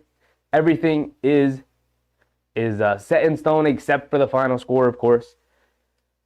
But with a 20-point lead here, playing against this team that struggles to score, can we just... No shenanigans here tonight, Tom. Tom, no shenanigans. They're going to have to lock in and get ready for Thursday when they take on the Dallas Mavericks. That, of course, is going to be a significantly tougher game than tonight was. And it will act as a revenge game because, of course, remember the Knicks lost to Dallas last month. One of the 2 losses that they had in a game where Luka Doncic didn't even play. It was Jalen Brunson's return to Dallas, his first game playing there. If you guys remember, he was hurt last year, didn't get to play in the Dallas game. This year he did and didn't really have a great game. So you know he's going to be looking for revenge. He's been one of the hottest players in the league as of late. So Josh said, when's the next game? The next game is Thursday. Thursday, 7:30 in the Garden, Madison Square Garden. Will they be taking on the Dallas Mavericks again? And what should be a revenge game. So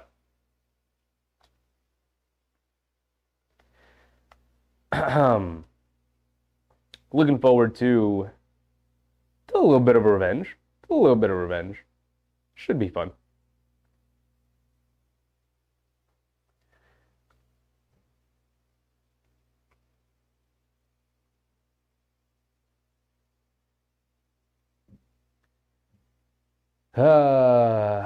Anthony, best Knicks team since 92-93. Shout out Rondo Blackman, Charles Oakley, Patton Starks. And he had Doc Rivers, 60 wins. Let's go Knicks. Hopefully they can continue to build on this, and this is just part one of what is a really good team. G.G. Jackson picked up the steal, and he's bringing it down. Has it on the right wing. Leaves it up top for Roddy. Roddy driving it down, kicks it out. Conchar, straightaway 3. Swishes it. Down to 17. And guess who's back into the game? Jalen Brunson. Because the Knicks couldn't close this one out. It's very annoying. 103-86. Brunson coming to his left and off the Hartenstein screen. Gets into the lane. Tried to leave it off for Hartenstein. G.G. Jackson saw it, picked it off. Here comes Conchar pushing the other way.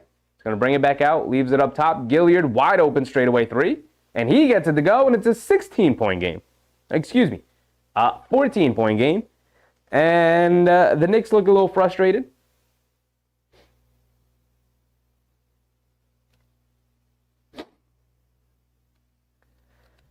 Tom nuts? I mean, look at the 14-point game.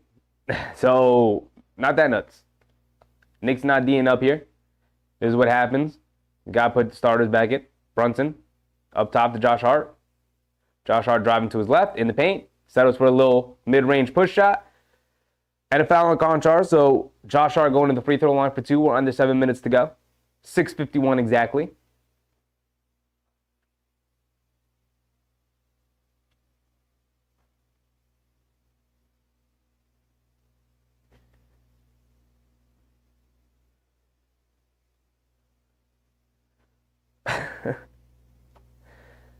DiVincenzo also checking in here. Josh Hart misses the first free throw.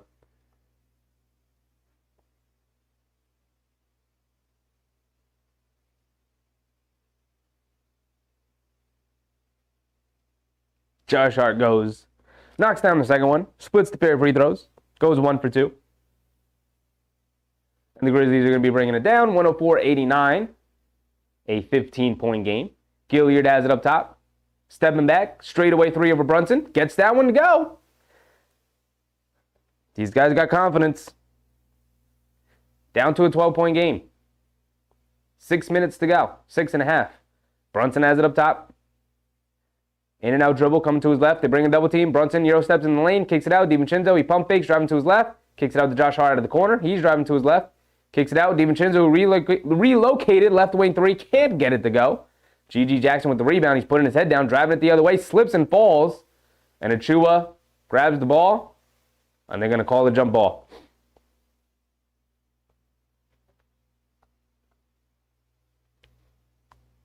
Big Taz said, what is this?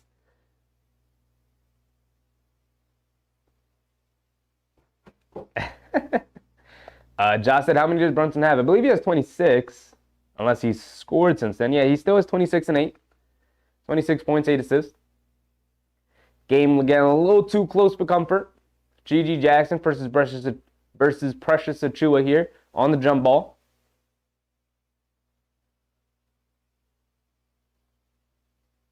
G.G. Jackson wins it. Get it out to Roddy. Swing it over to G.G. Jackson. Corner. Gilliard wide open. Just knocked down 2 threes in a row. And Gilliard knocks down his third 3 here in the fourth quarter. And it is a 9-point game, 104-95. Brunson has it up top. And a defensive 3 seconds on the Grizzlies. Brunson's going to get a free technical point free throw here. Under 6 minutes to go, 5:47 to go, but it's a 9-point game. They're making it way too close.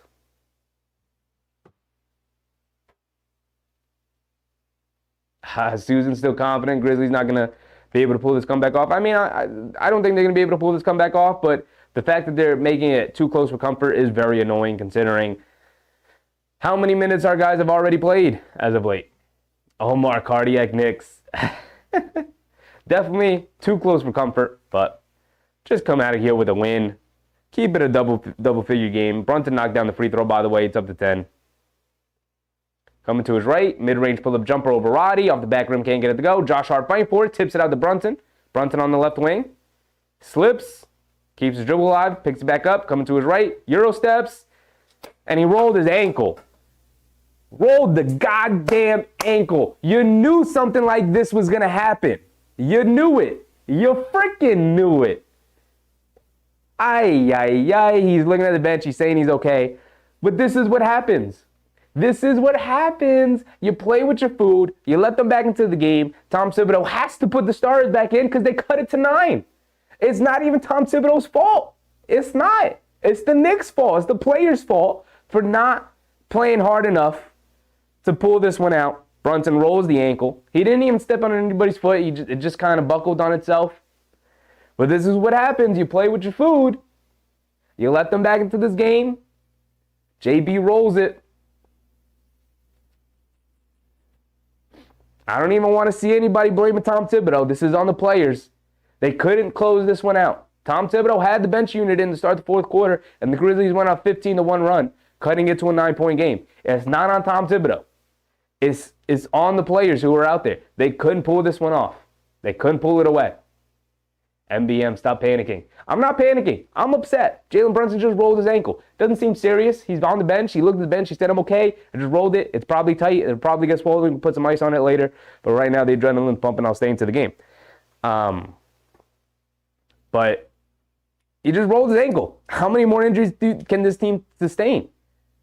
If Brunson has to miss the next game, which is against Dallas, a good team, Luka Doncic scored 73 points in a game not too long ago. I believe Kyrie Irving just came back from injury. Like, that's not an easy game. It already wasn't going to be an easy game. I'm just upset. Just upset. You knew something stupid and silly like this was going to happen, which is why you want to blow it out and keep it a blowout so you don't have to have your guys in the game so opportunities like this don't occur. It's very frustrating. Very frustrating situation here. I'm upset. I'm upset. I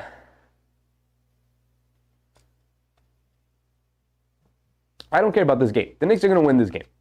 They're going to win this game. It's the Grizzlies. They don't have a closer. The Knicks are going to win this game. I'm more upset that we had to put the starters back in the first place. And then even more upset that they allowed the Grizzlies to come back in like this by not playing defense here in the fourth quarter.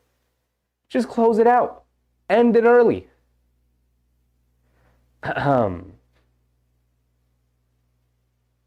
Marley said Tibbs going to hear from the media.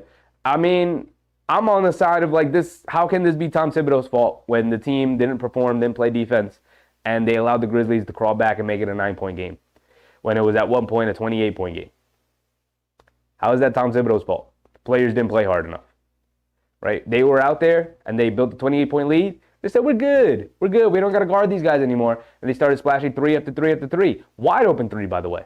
Not even like half contested 3s. Wide open 3s. So that's on the players for not being able to maintain that lead and forcing Tom Thibodeau's hand to put them back into the game. Upsetting. Very upsetting. Julie said, we need to make a trade. The offense is way too dependent on JB. I mean, it's dependent on JB because we don't have our guys. I mean, it's dependent on JB because Randall's not out there. Because Anunoby's not out there. Because Grimes isn't out there. They don't have guys. Brunson going back to the locker room, but he's walking on his own power. He seems perfectly fine. Probably just going to get it retaped. Should be okay, but doesn't make it any less upsetting. They called the foul on the Grizzlies as DiVincenzo was going to the basket, so he's at the free throw line for 2 free throws here. Currently a 10-point game. Unknown, poor defense. Josh Hart had 9 straight scored on them. I mean, the team just stopped playing hard. It was the fourth quarter. They thought this one's pretty much over. Grizzlies knocked down a couple of straight threes, and here we are. DiVincenzo splits a pair of free throws out of bounds. Staying with the Knicks. Hartenstein keeping it alive for the Knicks.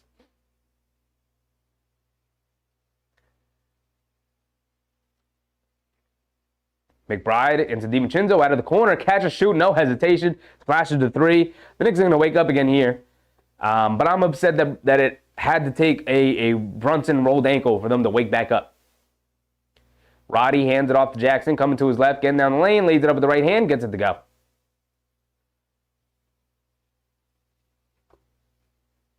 Now Josh Hart is limping as he gets up. McBride over to Hartenstein. Hartenstein has it up top, hands it off to DiVincenzo, and he gets fouled by Gilliard.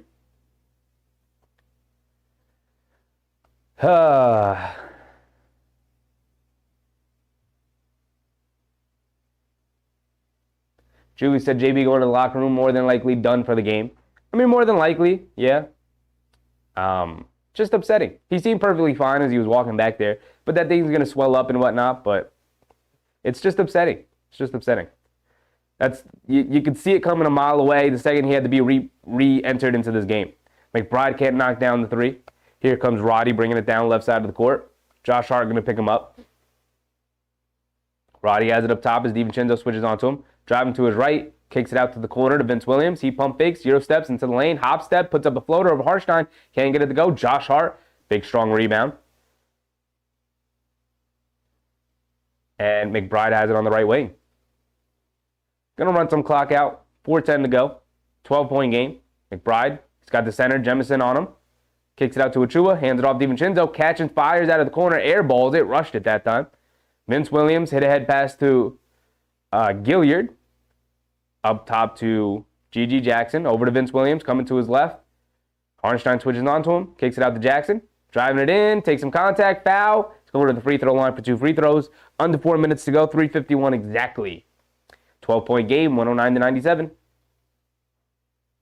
MBM early shower for, first for JB. Yeah. He seemed fine walking off. He seemed fine when he rolled it. He looked at the bench. He said it's fine. Just twisted it a little bit. But that thing's going to swell up, and it's going to be sore tomorrow. It's going to be super stiff.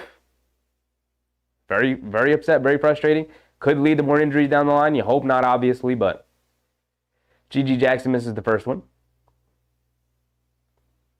Julie said, you see it coming the moment Randall was down with injury. Yeah, I mean, that's what happens. You lose your second best offensive player on the team, and then you lose your third best offensive player on the team with Anunoby. So, you know, Like, they don't have enough around Brunson right now. They don't have enough offensive weapons because they're all out with injury. So the Knicks just got to get healthy. DiVincenzo driving it down, gets blocked at the rim by Jemison. Roddy driving it down, can't get the layup to go, but Jemison with the follow, put back dunk, and it's back down to a 9-point game. 109 to 100, 3:20 to go. McBride coming to his left, in the lane, leans in, step back, mid-range jumper in the paint, comes up short. Achua right there with the tip. Okay, Achua.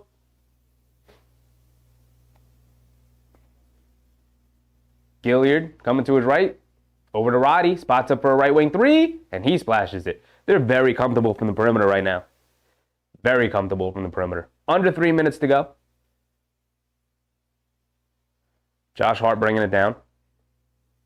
He has it up top. Crossing over to his right, getting to the lane. Gets grabbed and fouled. He's going to the free throw line for two. 2:42 to go here in the fourth quarter. Time winding down on the Grizzlies here. But Knicks giving them way too much life. Way too much life.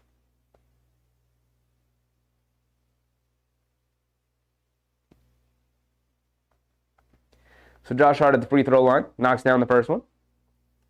He's got one more coming. Back up to a 9-point game, even extended back to 10.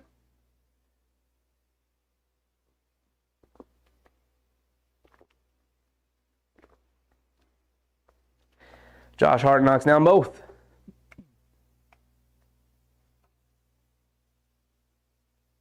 Gilliard bringing it down. Marley Cardiac Knicks. This is what they do. They got to make everything interesting. G.G. Jackson left wing three, and he splashes it. 8 for 11 from threes in the fourth quarter here.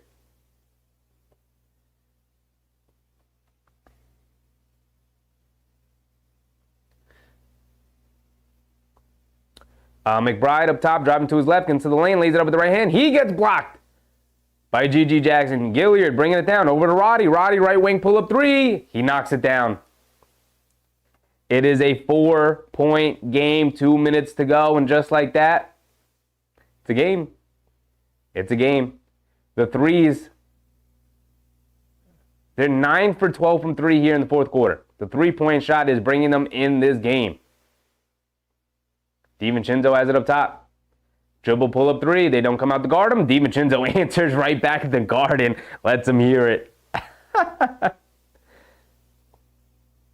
G.G. Jackson comes to his right, crosses up to his left, spins to his right, into paint, throws it up over Harnstein. Harnstein blocks it. Out of bounds, going to stay with the Grizzlies. 1:35 to go, time winding down. Currently a 7-point game, 109 to 116.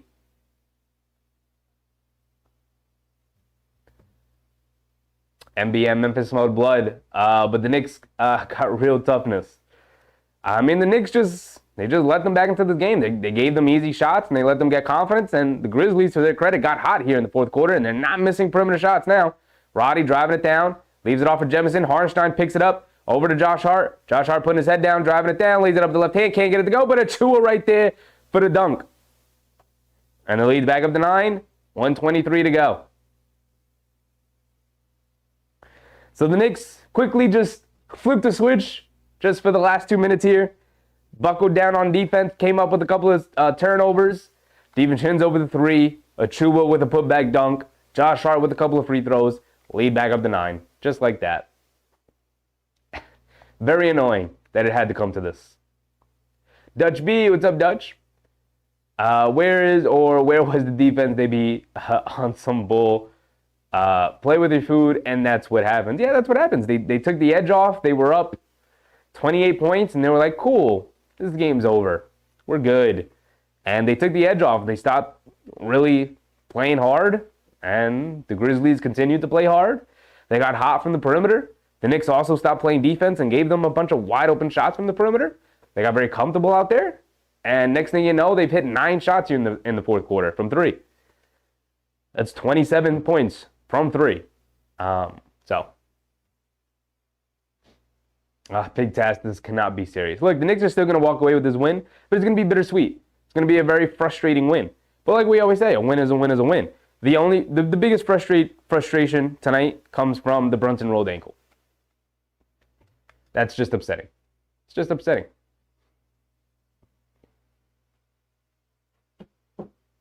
Big task. Was it something that I did? No, this team just, it happens in the NBA. It's unfortunate it's happened with the Knicks here tonight with the Grizzlies. But it also coincided with the Grizzlies getting ridiculously hot from the perimeter.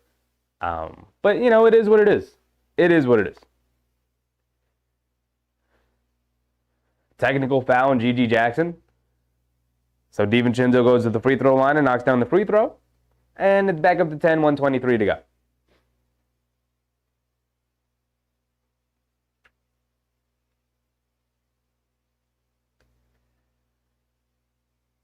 So Roddy gets it into Gilliard. Gilliard has it up top, being guarded by McBride. Over to Vince Williams. Vince Williams pump fakes, driving it down. Can't get the layup to go, but a foul on Hartenstein. Vince Williams going to the free throw line for 2, 1:15 to go. At this point, we're counting down the seconds.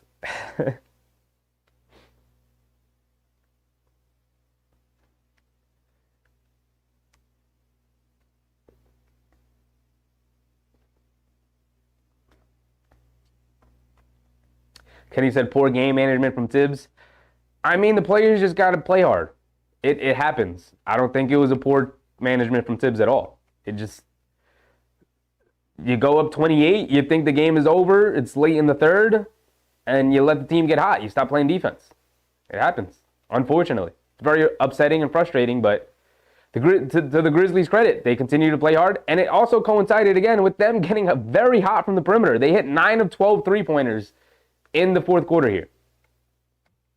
You know, DiVincenzo has it up top, minute to go, driving to his right, getting down the lane, lays it up, gets it to go. DiVincenzo, sweet move.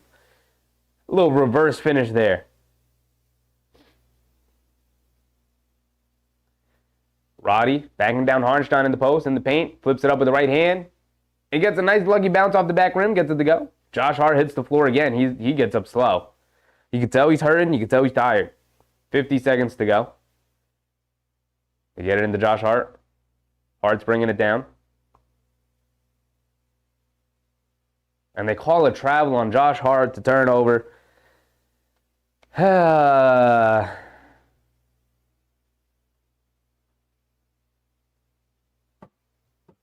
Josh said got to add vodka to that when he gets like this. It's just a frustrating game. It is what it is.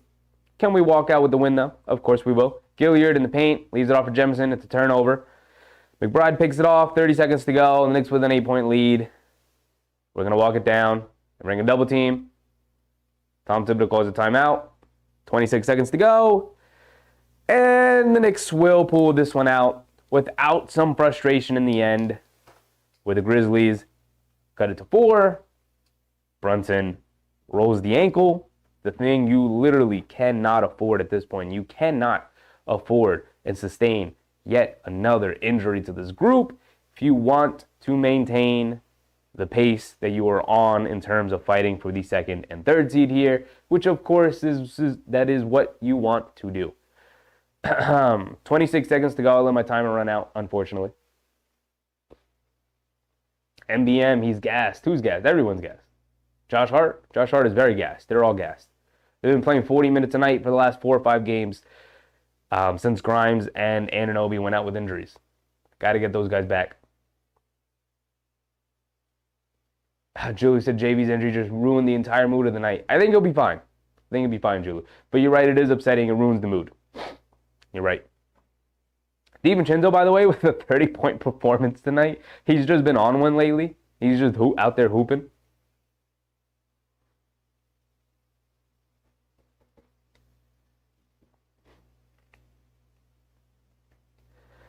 Mark Regu's our savior in the 4th. I mean, he's been fantastic since being inserted into the starting lineup.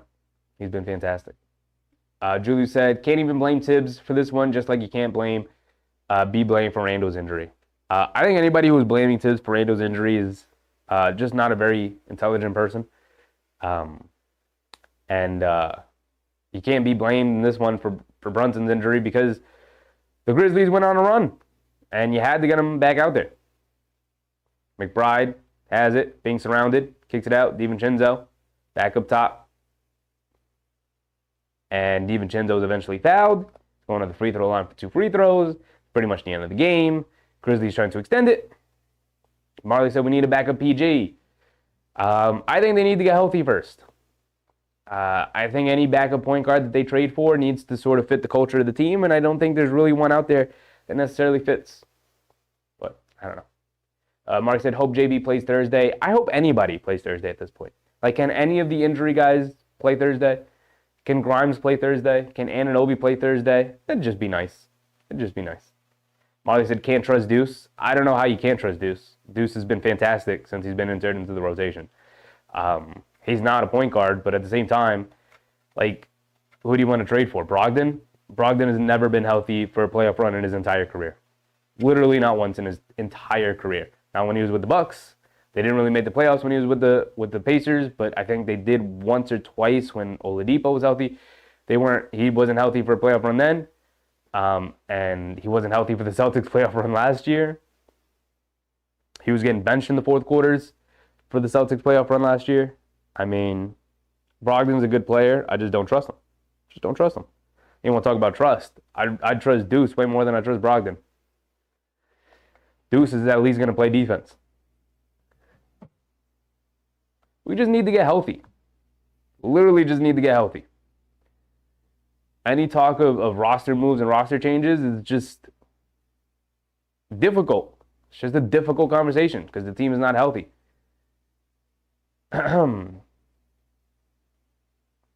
MBM said, wear high-top sneakers. I mean, there have been tests that prove that high-top sneakers aren't actually good for you because it limits your movement and your rotation in your ankles.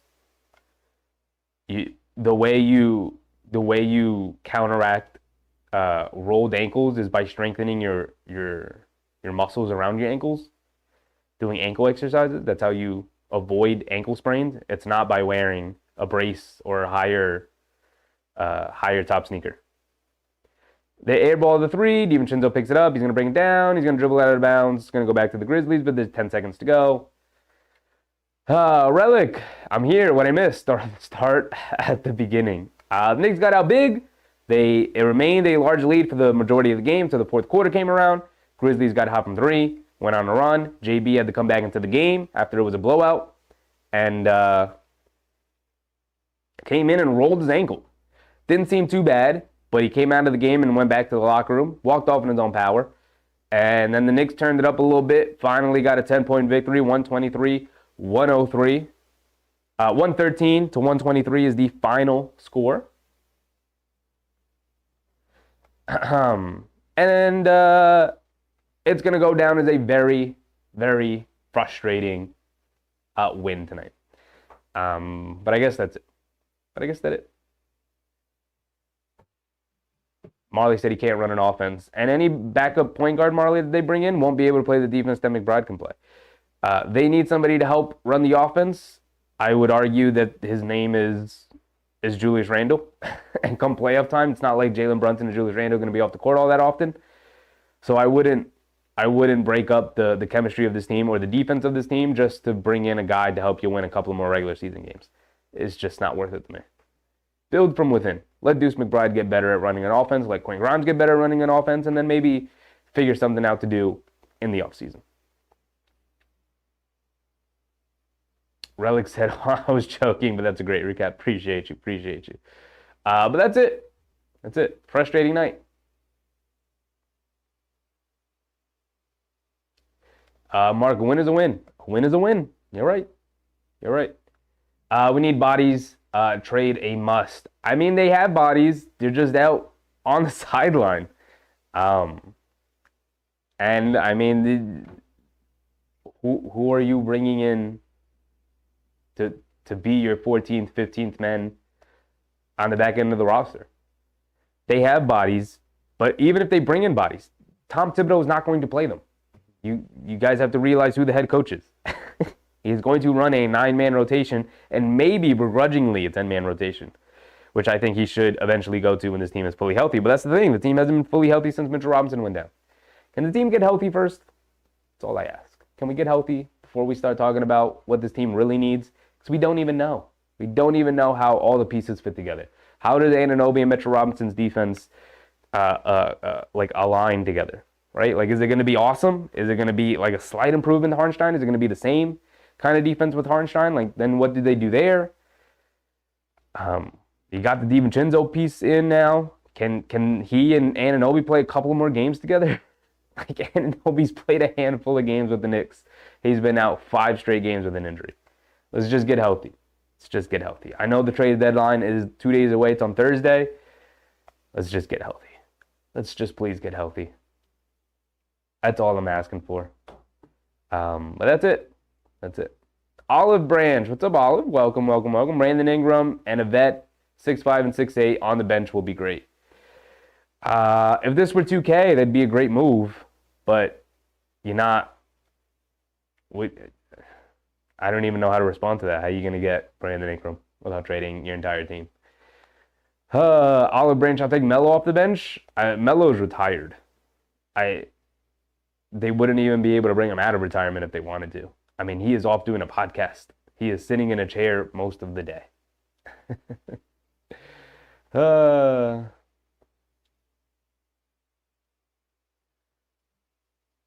Yvette, happy for the win. Hope JB is okay. Yeah, me too.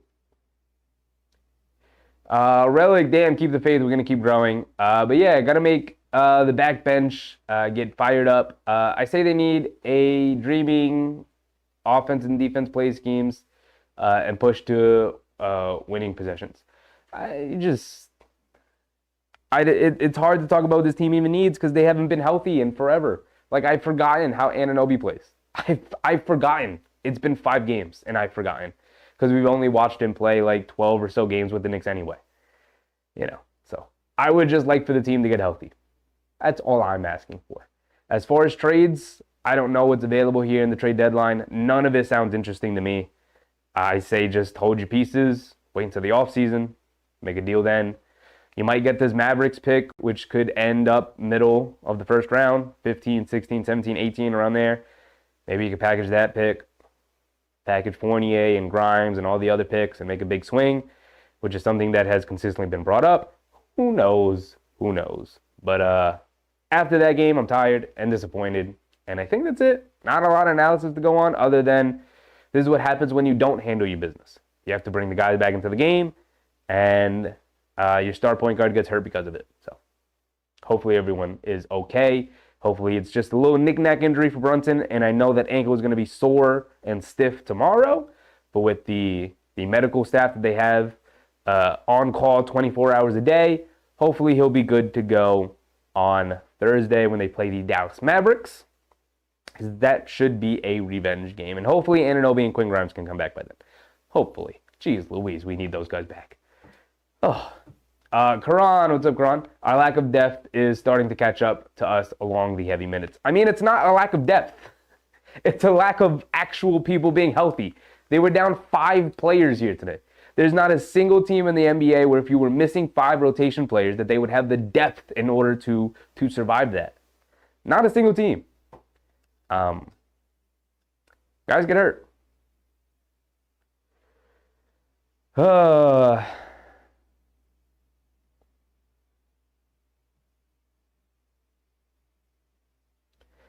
Marley, we need to preg JB at all costs. He can't be playing 40 minutes against Memphis in February.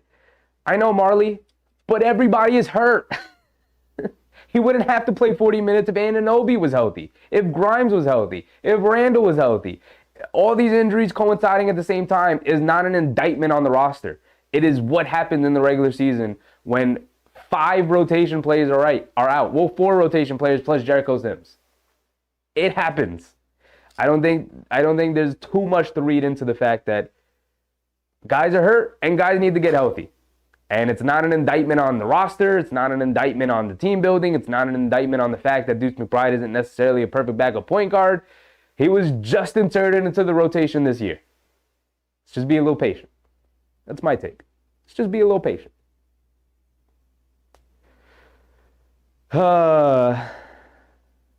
Karan Clark said, can't run a 9-man rotation if you don't have 9 men. That's what I'm saying, Karan. That's what I'm saying. They've got nobody out there that Tom Thibodeau even trusts. I mean, you want Jacob Toppin out there? I guess he could try Jacob Toppin. I don't know how much of a difference it would make. Could try Charlie Brown, which is the other guy. Archie Diacono is yet to score a point this year. You wanted him out there? The Knicks are thin because they are hurt. And that is it.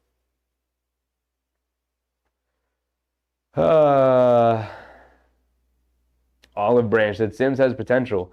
Fun fact about Jericho Sims, he is the same age as Mitchell Robinson. So, you want to talk about potential? He's the same age as Mitchell Robinson and Isaiah Hartenstein. I think he's a year younger than Isaiah Hartenstein. They're about the same age. All three of our centers are about the same age, which is just... Marley said, yes, I know, Sheffy, go get some sleep. That's what I'm going to do. Appreciate you guys for showing up for what ended up being a pretty garbage night in terms of, like, the basketball we got to watch wasn't high quality, and then the Knicks didn't even get to finish out their blowout, and our star point guard got hurt. So, overall, a fairly frustrating night. But I guess that's it. Not a lot of analysis to go over. We just need these guys to get healthy. Please, for a favor, can we see Anunoby play on Thursday? Can we see Quinn Grimes play on Thursday? Hopefully Jalen Brunson will be healthy enough to play. And then obviously we're waiting on Randall and Robinson.